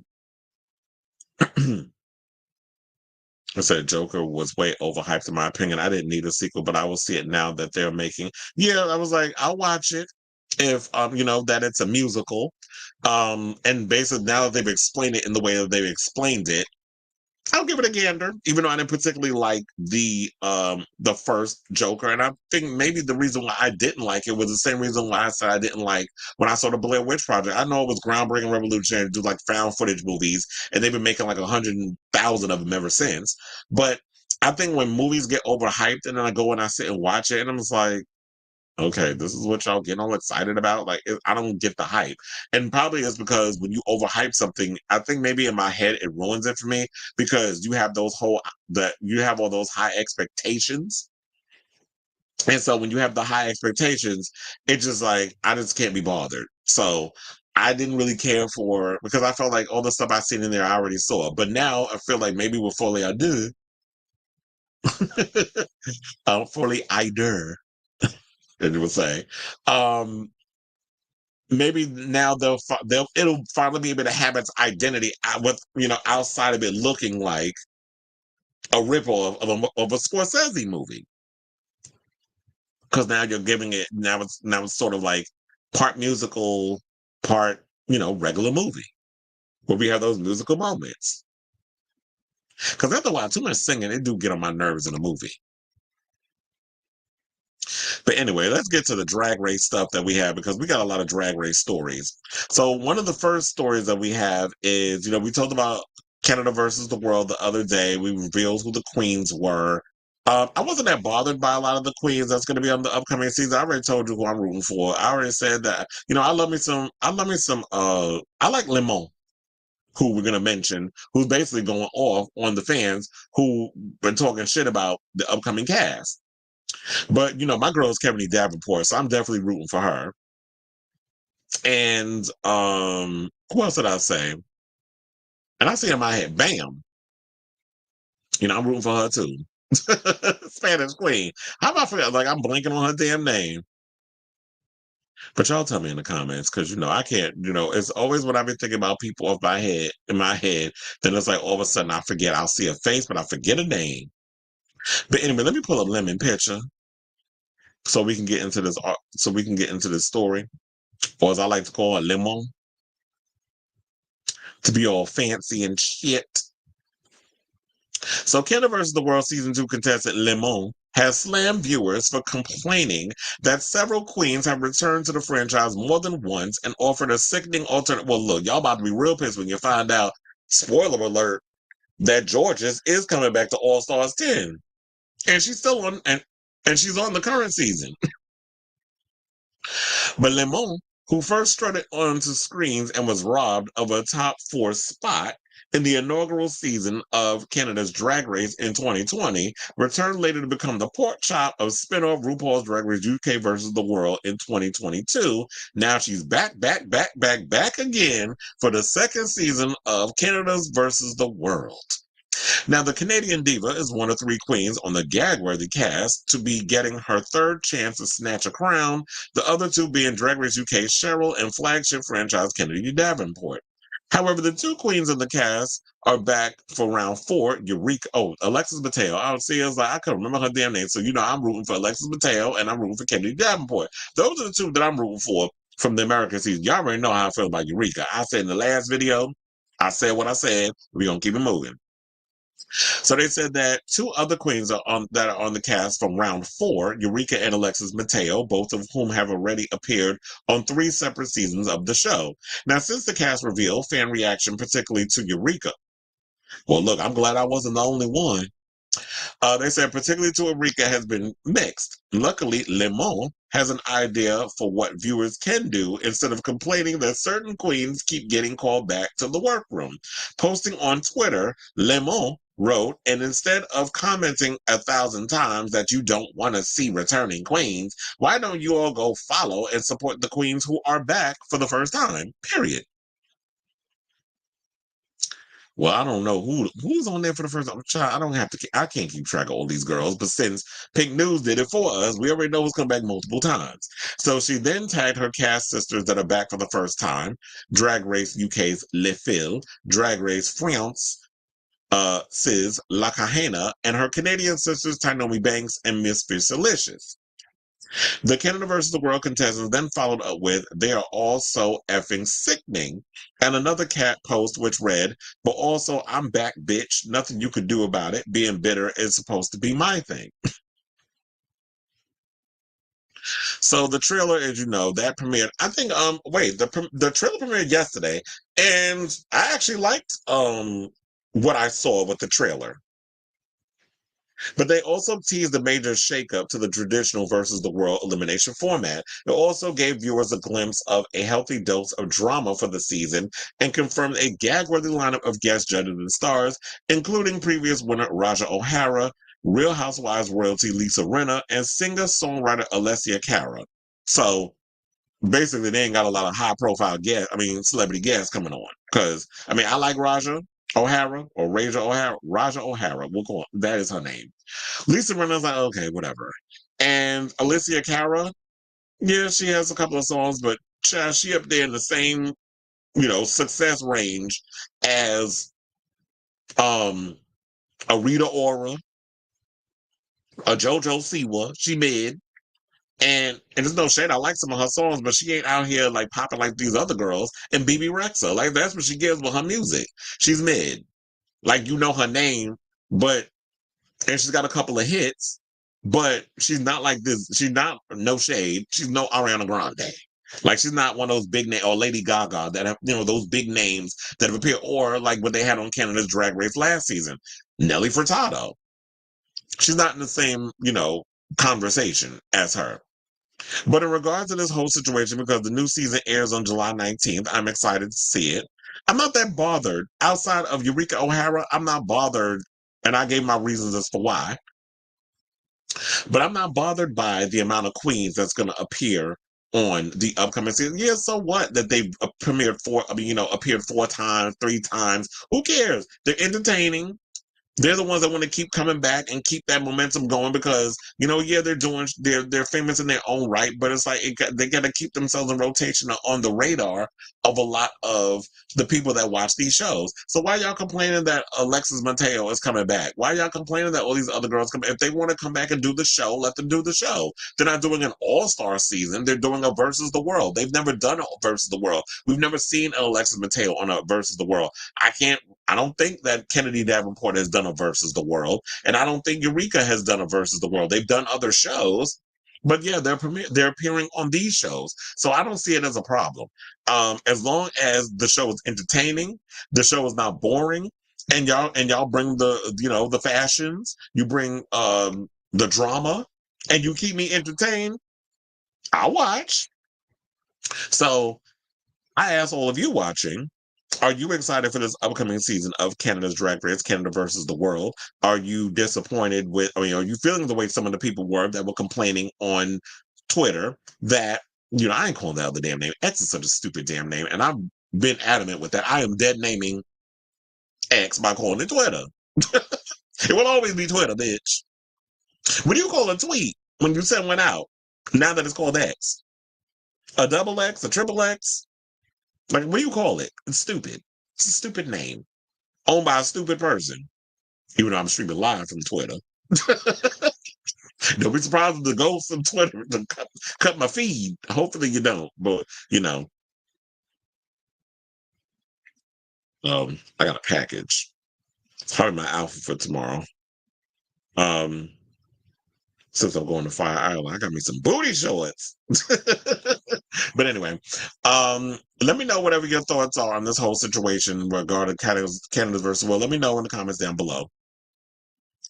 Okay, so we have a comment. I said Alessia won Best New Artist between her and Megan Trainor. They proved the Kirk. Oh yeah, that once you win Best New Artist, nobody talks about you. Everybody forgets about you. Just like Tyler, make me swear, make me holler. Ain't nobody gonna be talking about her a year or two from now. And there's no shade. I just feel like, yeah, she'll be forgotten. But anyway, speaking of artists who won't be forgotten, let's talk about Chapel Roan, who apparently has a hater, and that hater's name is Plain Jane. So, Plain Jane went and posted something on the Twitter that got people all hot and bothered, and they ran her down to the floor. Now, we talked a little bit about it on the show, but now that it's a whole story or whatever, I said we'll just bring it up in case a lot of you aren't familiar.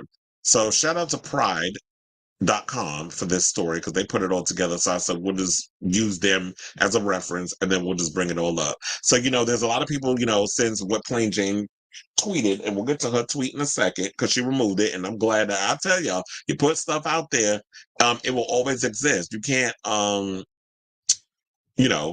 once you delete stuff, somebody's going to screenshot it and post it out there. So, people are coming to Chapel Roan's defense after her drag authenticity was called into question, and they've got the receipts to back everything up. Now, last week, Plain Jane was dragged to hell and back after tweeting that my kink is Karma Singer's love for drag feels performative as fuck.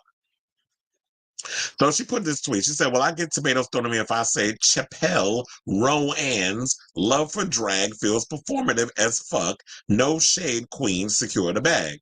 Well, honey, we all know that when you say no shade, you're throwing shade. I mean, I always try to say, whenever I say no shade, it's because I'm trying to soften the blow.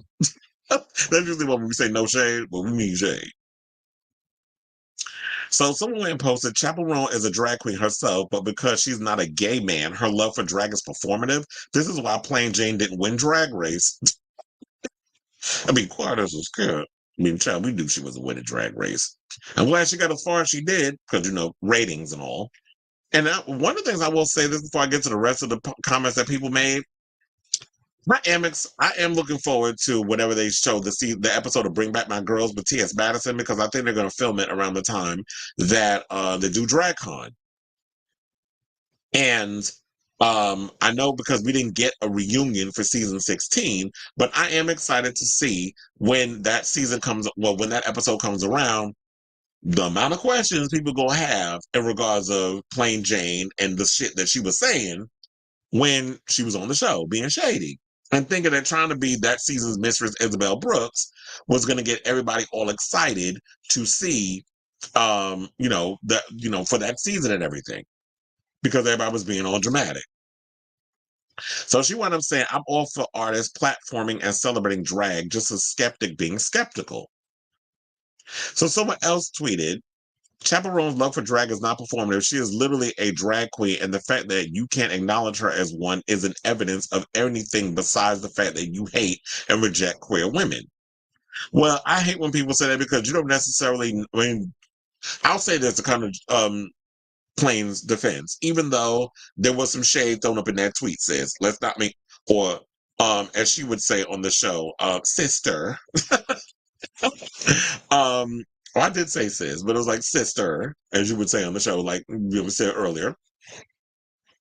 There was some shade thrown up in there, but I feel like it's a genuine, well, not really a genuine question, but it's just like, I hate when people throw stuff on there. It's like, okay, if I'm asking something, even though it's a bit rooted in shade, don't go around and talk about that someone hates and rejects queer women because you don't know Plain's heart in that way. You've never heard her openly say, oh, I hate women.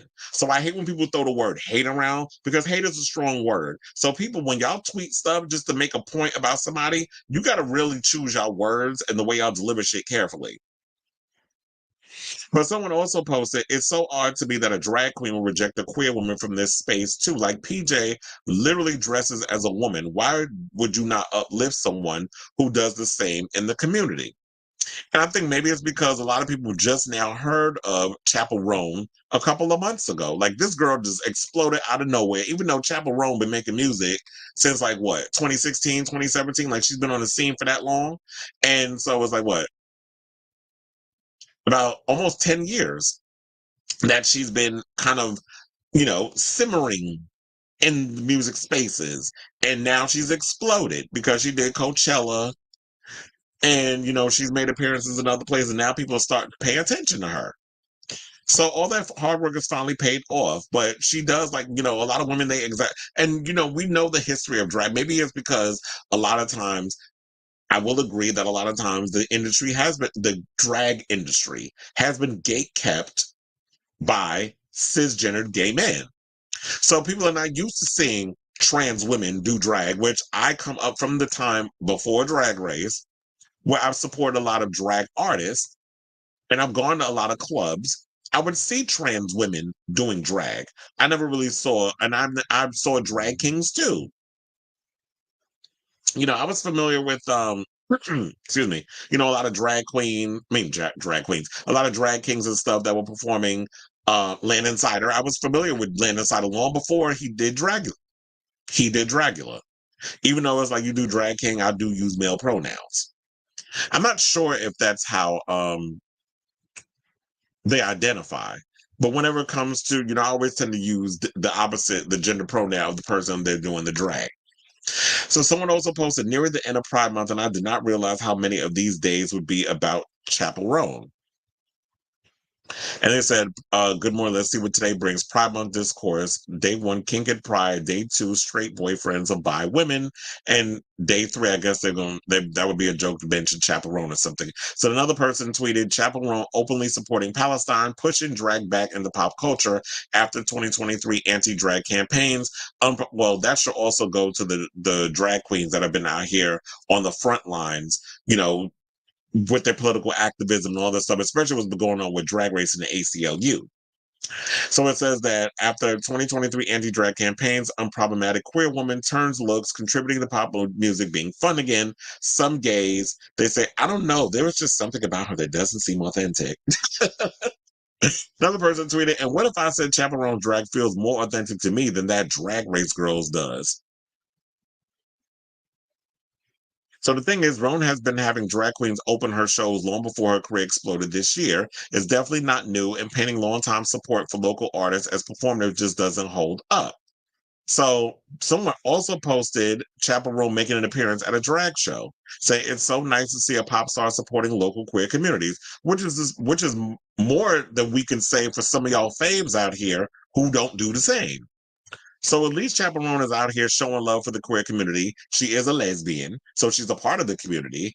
And there are women who do drag. I know it's an unpopular thing, and a lot of people aren't familiar with this. But to me, we need to adapt the whole idea of what RuPaul said. We're all born naked, and the rest is drag. So we all do drag in some, at some point or another. And if a woman gets up there and exaggerates her makeup and puts on this big, crazy magenta wig, from Rocky Horror Picture Show, and gets out there and performs and pays homage to Divine and so many other drag queens that have come before her, and even gets on Jimmy Fallon's show and dresses in drag, and even name drops Sasha Colby, I don't think she's faking it. She's not putting on, an act. Like JoJo Siwa, who we talked about yesterday, who was on Drag Race but don't know shit about the show and got busted in the video. Speaking of which, when I get around to it, because I was uploading a lot of clips of the show that I was doing for the past 2 shows or whatever. Once I'm done uploading all those, I gotta edit that one and put that up as well. So and so when her referencing Sasha Cole and all this stuff, I feel like she is the real deal. So a lot of people out here, making these comments, like Plain Jane with the whole Chaperone situation. I just think it's a bunch of BS. There goes the Divine picture, in case y'all didn't see it. So another person put, this is crazy to me because Chaperone's first music video from 2020 literally featured Meatball. And I met Meatball. I love Meatball. When I went to, the live taping of her podcast with Big Dipper, who I flirted with a little bit, and he flirted back. So she, Meatball is an LA drag legend that you wouldn't know about if your drag knowledge was from Drag Race, because Meatball was on Dragula. And they said, plus her homage to Divine and other famous drag queens from the 20th century in her work.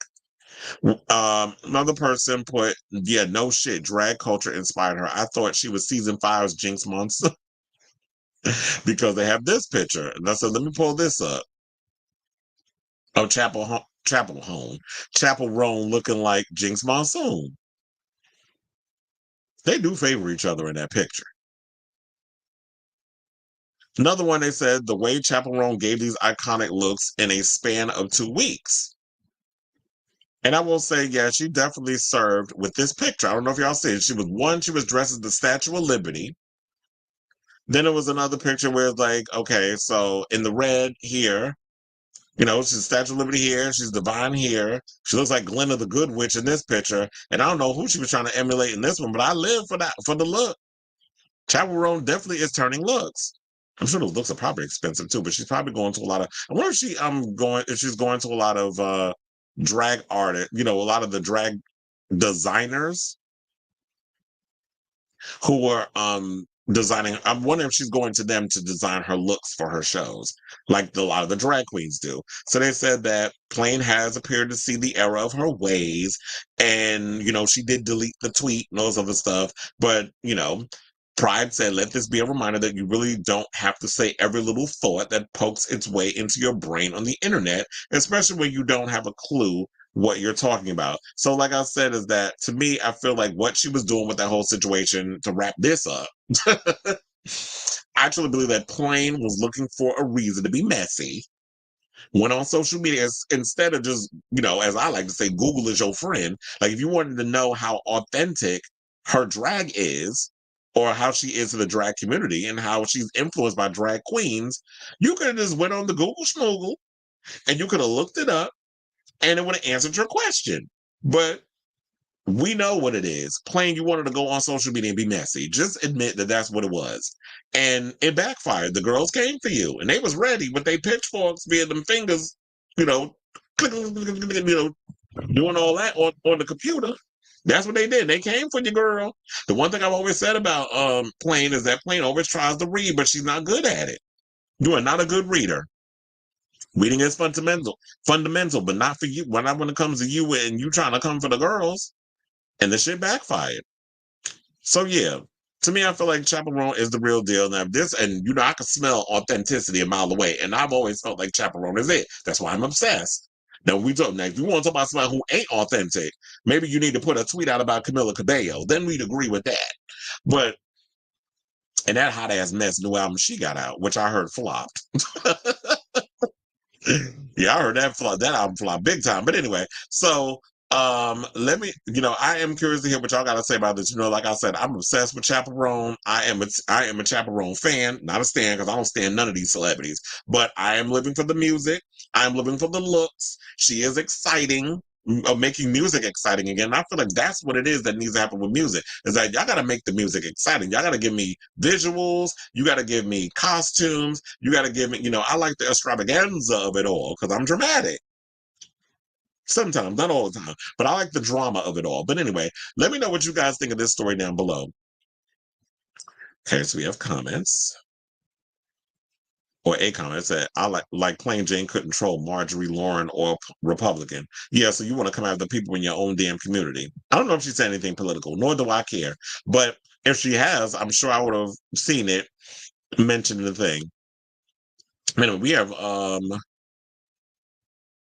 2 more topics. And then we are done with today's show. So let's get right to them. So, yesterday we talked a bit about how Pheromone had all these receipts and she went and had a whole Twitter thread in regards that she had gotten into it with Trinity the Tuck, who, they appeared together on All Stars 4. And she said that Trinity had made some transphobic remarks in front of a date of hers who happened to be a trans male. So both Trinity and Farrah shared statements without, and we read them yesterday when this initial report broke, but Trinity also clarified that she'd be making a longer statement in an upcoming episode of the Sibling Rivalry podcast co-hosted by Monet Exchange and Bob the Drag Queen. The latest episode of Sibling Rivalry, which is on Patreon, which isn't available yet for free to non-members, featured Trinity and Bob as co-hosts reviewing episode 8 of All Stars 9. But before they started reviewing the episode, Trinity shared her side of the story and refuted Farrah's claims, which is why we're bringing it to the show. Because if I had the clips, I would have brought it to you and we would have played the clips. So now we got to read it. She said, Pheromone made a bunch of allegations saying that I went to dinner with her and a date that she had when I was booked in San Francisco, which was true. And she made some statements that I made, some very transphobic remarks. One of the remarks that she said that I said was, I can't believe there are men walking around with pussies. Like, girl, okay, I'm from Alabama, but even I back then knew there was a such thing as a trans man, and I knew what the biology of a trans person is. Trinity added, Farrah goes on to say that I had some other, even more harsh things, but what she failed to say was that I had 2 of my friends who were also at dinner with us. So it wasn't just the 3 of us. It was her, her date, me, and 2 of my friends. What I'm assuming happened is that this happened a long time ago, so Farrah just doesn't remember things exactly how they happened. Well, if she don't remember that, then why would she go off and say what she said in there? Because if you're gonna sit and say that this is what happened, this is why I said stop protecting people if this is not the truth and really windmill and say what really happened, because you got to protect your reputation. If Farrah's going to come out and say, oh, you said, I can't believe there's men running around here with pussies, that's going to make you look transphobic. Y'all know people be so quick to be out here canceling people and run with certain narratives. So if that's not what you said, then you really need to openly admit, be like, no, I'm not protecting this person. This person's out here basically putting my career and everything on the line, saying I said this thing when I didn't say it. And you need to defend yourself and not be like, well, Farrah just doesn't remember things exactly how they happen. She also went on to say she also made some statements saying that I never had a conversation offering her to come stay with me, which is also fake and false. I was constantly in contact with her when she was going through all of this stuff and when her therapist passed away. For context, Farrah first addressed the story about her late therapist during the Give It To Me Straight interview with Maddie Morphosis from December 2023. Farrah's therapist was allegedly red-rummed around the time when the pandemic lockdown happened. Now, around that time, Trinity claimed that she offered Farrah to stay over at her home in Florida, something that Farrah seemingly denied in the original series of Twitter posts shared on Thursday, June 27th, saying she was really going through some stuff and we had a weird conversation. This is what Trinity remarked. She doesn't remember that. Because if y'all need a refresher, and I do have the whole clip of that on my YouTube channel. So if y'all haven't seen the segment that I did yesterday of Trinity and Pheromone, that is a separate video that I have that y'all can check out on my YouTube channel. But I'll give you a little bit of what she said. She said she then claimed she invited me over to stay with her and extended her hand to me in any way is quite literally insane, ? She never has ever invited me to her home, ? Never been in her home. Yes, I was in a bad mental state as my therapist had been red rums and my grandma passed away. And countless friends I'd made in my travels throughout the years were dropping like flies from COVID, but Trinity, and in caps, never offered to be there for me in any way. I'm so confused why she made this up. So it says the All Stars 4 winner went on to say, so I contacted my two friends that were with us and I was like, I do not remember saying these things. Can you tell me if I did? Because I don't want to make a statement if that's what I did say. One of my friends, I'm going to say their name right now, said, I'm not going to say their name right now, said, well, actually, I'm the one that said something, but what Farrah said was not what she said. So basically it was saying that the friend was the one that said something, but Farrah said that it was Trinity. So it wasn't Trinity that said what she said, but it was the friend. So they said all of this started because Farrah's date was a porn star. This is what Trinity explained. We were all having a conversation about that lifestyle and what we were all into. Farrah had mentioned that she has been with trans men, and my friend said, I could never do that. I've never been with a pussy. That's what they said. Bob commented, that is a little problematic, but it's not the same thing. So Trinity replied, I can't speak to whatever that is, but that didn't come out of my mouth. That was not something I said. I did not make a comment about it. And for her to place that on me, I can't be responsible for other people. We are all adults. So, okay, so now we know that it was what was said. That she was the one that went off and made the comment and said that, okay, so the friend said it because Pheromone was dating a trans man who does porn. And they were sitting there saying, yeah, because I guess you're a gold star gay, you never been near no vagina. So now you sitting there saying that, oh no, I can't be around nobody. I can't be around no pussy. So, which, yes, that is problematic in the sense of it all. That is a problematic thing to say. And, you know, when you're around friends, whatever the case is, I guess, it's kitchen table talk. But also, you got to watch what you say around certain people because you never know how people are going to receive that. And especially like when you're having that conversation around someone who happens to be a trans male, you don't even know what their comfortability level is. So for you to even go and say such a thing, that, in my opinion, is, you know, inappropriate. So you got to watch the things that you say around certain people when it comes to those type of situations. And so Bob went at it and said, memories are faulty. We don't always remember things the way we think we remember them. Trinity continued by saying, but this is the problem with the fan base. Without hearing my side of the story, this is a cult following, mob mentality of just going after somebody just because one person said something. And that's the problem with not hearing all sides because you really don't know. But I don't want people to go in and hating on Farrah. I don't care for her, but I also don't wish her bad will. This was a long time ago. The All-Star 7 finalists went on to conclude. I don't fault her for not remembering the details, but what she said that I said, I didn't say anything to do with that. That was somebody else. So I'm putting this to bed and moving on. And I will say this, let's all put this to bed and move on. So Trinity told her side, Farrah said her side. Now we could just take the pieces of what both was said and come to the conclusion.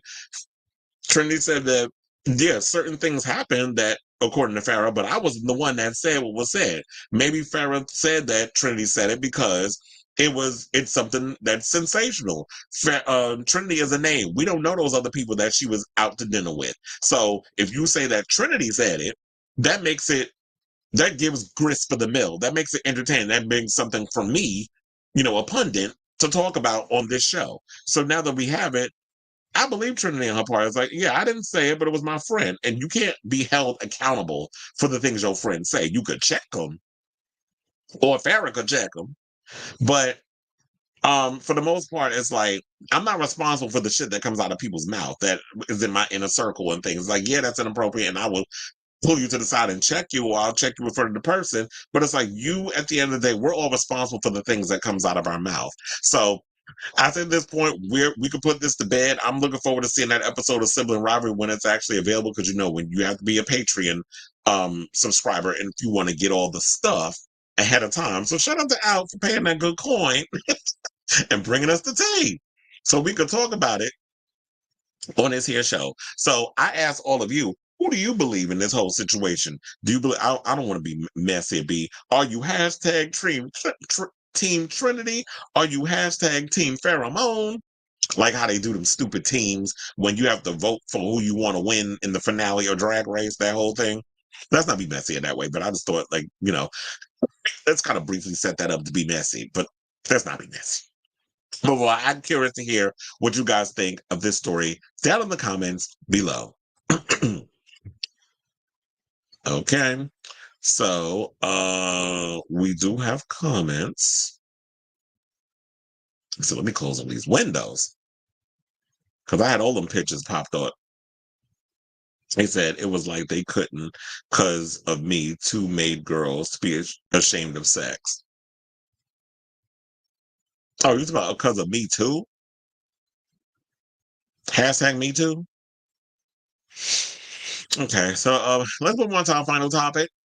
And, there's a story that came out that I thought was relatively interesting. So I was like, because, we talk about Drag Race. And one of the things I've always mentioned when I watch Drag Race is that one of the things I know, like, a lot of the fandom talks about is that they need to come out with, like, themes regarding, like, putting the seasons of All Stars together. Like, for instance, some people said they want a pork chop season. So all the girls who were eliminated first on their seasons, bring them back on All Stars. I feel like what needs to happen with that is, don't eliminate those girls, because I know I told you All Stars 10, I heard they're going to eliminate some girls, that they're going to do a 3-episode premiere, and they're going to eliminate a queen in those episodes until they bring the final group of queens together, and then they're going back to the elimination format. So that's what I've been hearing, and they're currently shooting All Stars as we speak. So, excuse me, All Stars 10. So, one of the things that they said when it comes to themes and things of that nature, they said they want to do a pork chop season, or you want to do a mother-daughter season. So you have like the mother of the house, and you have like their daughter. Because a lot of times when you watch Drag Race, they have like, oh, this is the daughter of Cornbread, or this is the daughter of Alexis Mateo, or the daughter who's from the house, from like when you have Miss Vanjie, who is like from, her drag mother is Alexis Mateo. So when you have the drag mother and daughter season, they should do something like that, which I think would actually be really cool. Or like in this case, where they were coming out with an all baddies season. And when they came up with this whole idea, I was like, this is good. And the person that came up with it is my girl, Mistress Isabel Brooks, who is basically a baddie herself. Now I'm gonna use this picture because I feel like she is a baddie. Let's put up Miss Naysha Lopez. She does get baddie vibes. So I would like to see her on there. So it said, this week, Drag Race star Mistress Isabel Brooks proposed an idea online that captured our imaginations, me included.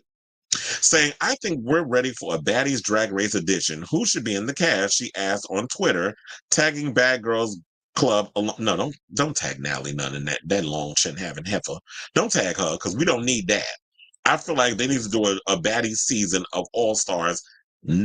We don't need that Zeus bullshit over here with us. We already had that mess with, when they were trying to do Bad Boys Club, and now we got Ray J trying to bring trans girls fighting each other on that stupid Dosh network.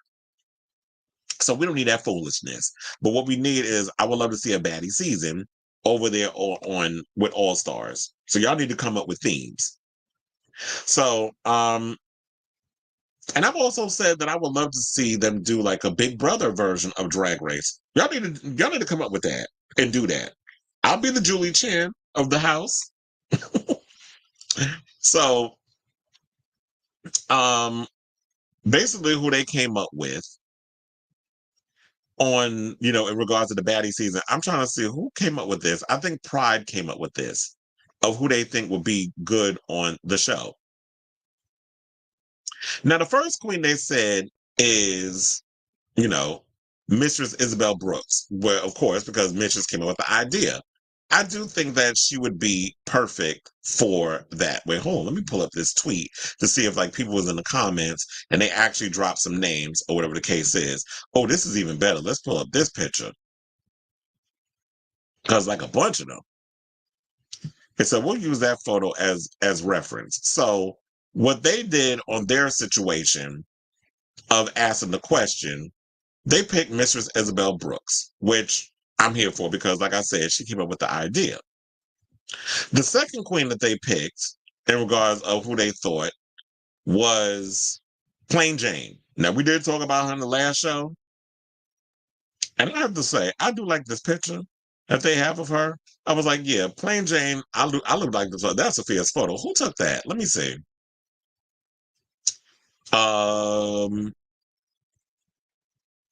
Shot by Eric Richard Magnuson. Oh yeah, he does good photos. I will give him that.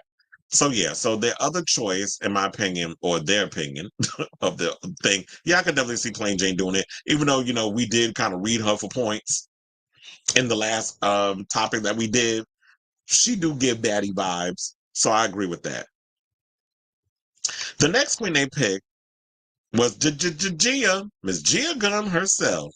Now I do agree with that Gia would make a good, absolutely. I definitely agree that Gia Gunn would be a perfect choice to be on the show. The next queen they also picked was none other than Miss Candy Muse. Now I do like Candy Muse, and Candy been looking good lately with, physically in regards of her, the body and the drag assessment and all the other stuff. So I definitely agree with them picking her to be on the show. And her fashion, she has stepped up pussy up in regards to the fashions and stuff. Speaking of fashions, the next person that they chose is Luxe Noir London. Now, I did live for her on her season, and everybody was like, oh, she was picking on Lucy. Let loose, I said let her loose.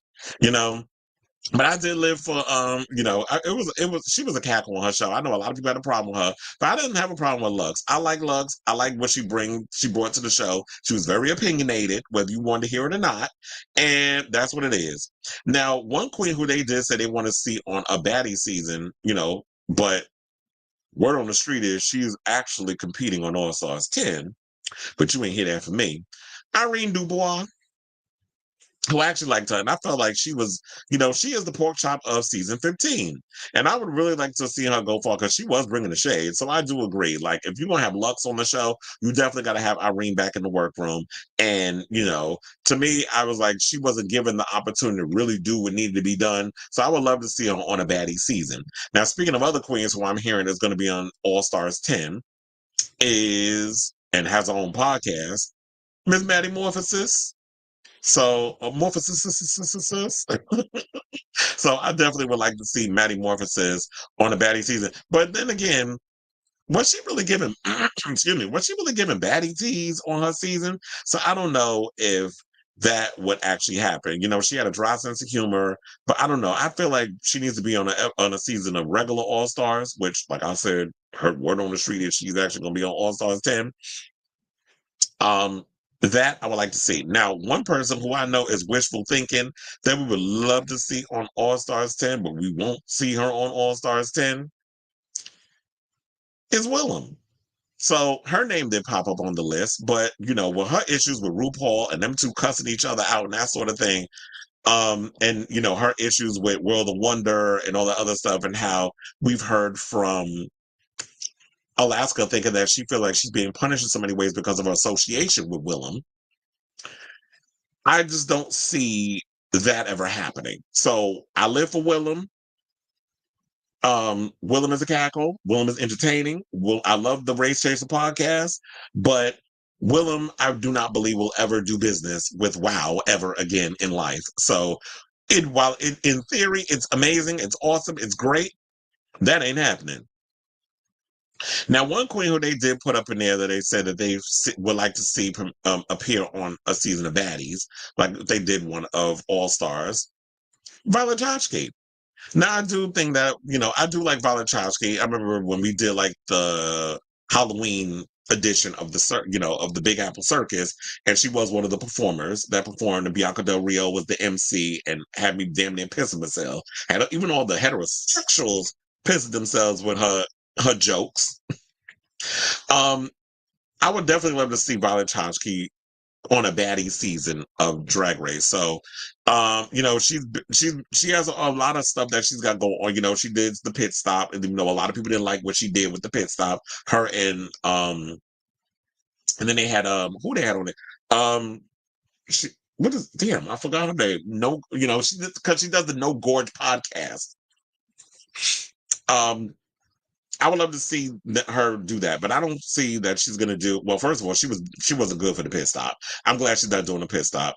Also, fashion photo review, I don't particularly care for her on that, but I do like the fact that she's doing with Got Mick. Now the name comes to me. She did, No Gorge with Got Mick. I feel like she's in her stride with that.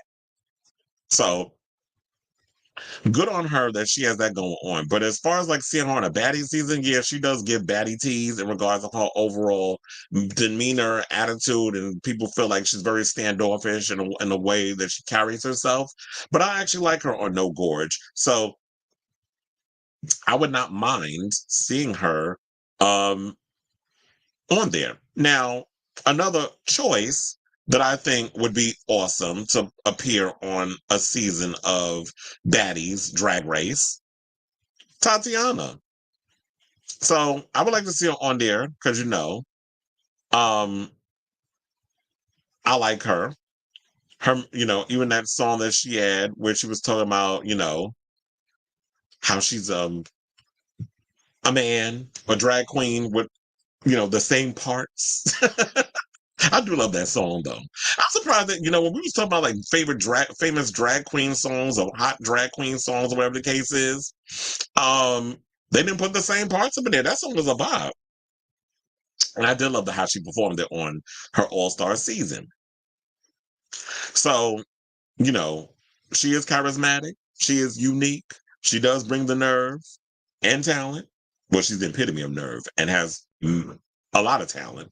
So I would definitely love to see her on that season. Now, one queen who is currently competing on All Stars and who I think is actually going to win this season of All Stars, Roxy Andrews, who is giving giving face, beauty face in this photo. She is looking Naomi Campbell fierce in this drag makeup. The wig is sickening, very much giving, Veronica Lake. So she looks fabulous here. And I would definitely love to see Roxy Andrews on a baddie season because, she was a baddie on the 5th season of Drag Race with her and, Jinx Monsoon. But then she tried to kind of clean things up and she was giving her redemption and everything with her All-Star season, which she didn't win, but people were looking at it as like, okay, Velasco Times yet again is carrying you all the way to the end. And yes, they did during that season. But now we're in All-Stars 9 where Roxy is showing like, you know what? I'm ready to slay. I'm ready to compete. And I want to show people that I can, do this on my own. And I don't need help. I don't need somebody trying to tell me what it is, I don't need somebody to carry me all the way to the end. I want to show y'all that I have the ability and I have the talent to really get to that end. So I would definitely love to see on there, but you better bring it. Don't be trying to like curb your mouth or how some of y'all are. Y'all like to produce yourselves because y'all don't want to get, how we was talking about earlier when we was talking about Trinity the Tuck. Who was another one who I think should be on a baddie season? I don't know. I haven't gotten down the whole list yet if she was included, but I would definitely love to see Trinity the Tuck on a baddie season because she do give that energy and that vibe. But which was about the stand culture of the Drag Race stands, how they go in and it's like y'all hear only one side of the story and how y'all get, which is why a lot of times the artists, these drag queens on here, they be self-producing because they feel like they come out and they say stuff in the moment based off the show. If they go after certain people's faves, y'all want to windmill them through, your tweets and your comments, your nasty, your mean comments on social media. So a lot of them choose their words carefully. Now, I don't particularly care for her because she irritates me in so many ways. But as far as like they want as a baddie on the season, but child should probably be the pork chop of that season, get sent home first. Derek Barry. That's what they got as part of the list. And so they said, you know, I guess maybe because I don't want to say it's because she's someone who doesn't hold her tongue. First of all, there's a lot of queens on the show that don't hold their tongue, and she is shady, but she's not one of my favorites. Now, one of the queens who is one of my favorites and will never bite her tongue because she said what she said, Tamisha Iman. And I feel like Tamisha Iman did not get her fair shake on the show. I know she was going through it. I think she was sick or whatever. I think, did she say she was fighting the big C on her season? So she had, she was going through a lot. She was feeling a certain kind of way, like competing on the show. So she wasn't 110% at her best. But I feel like she needs to get, they need to give her another opportunity to come back on the show. You know who also I was thinking too? I was like, if they don't have her part of the list, because I haven't gone down the whole thing yet, Tina Burner would be another one that I would love to see on the show have an opportunity to come on a baddie season. Now, another one they picked that I'm like, I don't know. They got Bosco, who is another name that I heard is floating around All Stars 10 competing. So Bosco might already be competing. Another one that I mentioned on the show before that is competing allegedly on All Stars 9, or not All Stars 9, All Stars 10, sorry, and is who they picked is to be on this baddie's wish list, Diabetica. So they have Diabetica on as part of the list, who didn't really last as long as she should have lasted, but she is a force to be reckoned with, and I would love to see her be on the show. So I hope Diabetica gets her chance. But from what I've heard is that she might be on All Stars 10. Now, to get back to the other thing, now they did put one more, and we don't have a picture for her, but I will say it. They did put Detox's name in there, and I did hear that Detox has put it out there that she definitely wants to come back. She's revealed it on an episode of the Roscoe's Tavern show that we see on YouTube. I don't know if y'all watch that, but the drag after party type show where they basically watch Drag Race and they bring celebrity drag queens on and they talk about it. Or Girls from Drag Race. But Detox has admitted, she was like, I want to do this show. And she's ready to come back. And I would love to see her in some shape or form. If they don't never do a baddie season, I would love to see her on, on just a season of Drag Race all together, because I would love to see her compete. She is awesome. So looking at the list, I want to go down and see if people drop some names up in there. They said there's a few divas who like to talk but can't get active, and I'll name them. One person put, need to watch Alyssa and Natalie fight. Alyssa who? Oh, now they're showing pictures of and now they're showing a video of these chicks on here and then they fight and Natalie. I was like, this shit is stupid. So,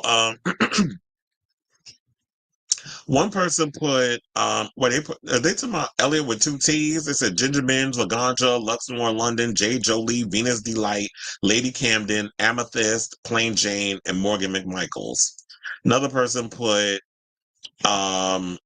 Mistress, Malaysia, Marsha 3 times. Well, Marsha 3 times is currently doing Cabaret, so she's busy. Kennedy Davenport, Latrice Royale, Jasmine Masters, Tamisha Iman, Monet Exchange, Candy Muse, Fifi O'Hara. Well, I don't know if Fifi is doing drag anymore. I think she quit. Dita Ritz, not Shangela. Mimi I'm First. Well, I don't think she would ever come back to the show. Derek Barry and Bob the Drag Queen. Well, Bob the Drag Queen is so popular right now and so famous doing her own thing. I don't think she'd ever come, excuse me, and compete. Another person put, I need to see, Mistress, they're talking about, because they said you. Candy, Violet, Gia, and Plain on the first season. They said Candy, her. They want to see Lux on there, but this doesn't seem like something she'd do. Vanjie and Maya. Another person, child, they wound up putting, not Eureka. We already know what's going on with Eureka. Other queens put Morgan and Michaels, Tatiana, Carmen Carrera. Well, Carmen Carrera would never come back and do Drag Race. Not after all the stuff that was going on and bubbling with her complaints of the show. So World of Wonder, they're like, not her. So Morgan McMichaels, Tatiana, Carmen Carrera, Willem, Jeremy, as in Fifi. That we already talked about Fifi. Fifi, I don't think would come and do Drag Race. Detox, Gia Gunn, Violet Chachki, Naomi Smalls, Derek Barry, Aja. Well, I did hear that Aja is competing on All Stars 10. It's another one. Candy Muse, Diabetica, Mistress Isabel Brooks, and Plain Jane.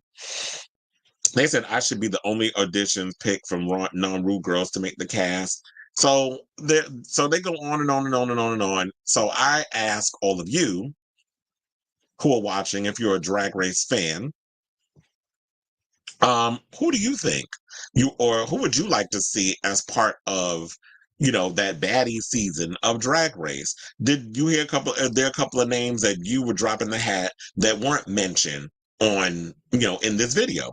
Whatever your thoughts are, drop it down in the comments down below.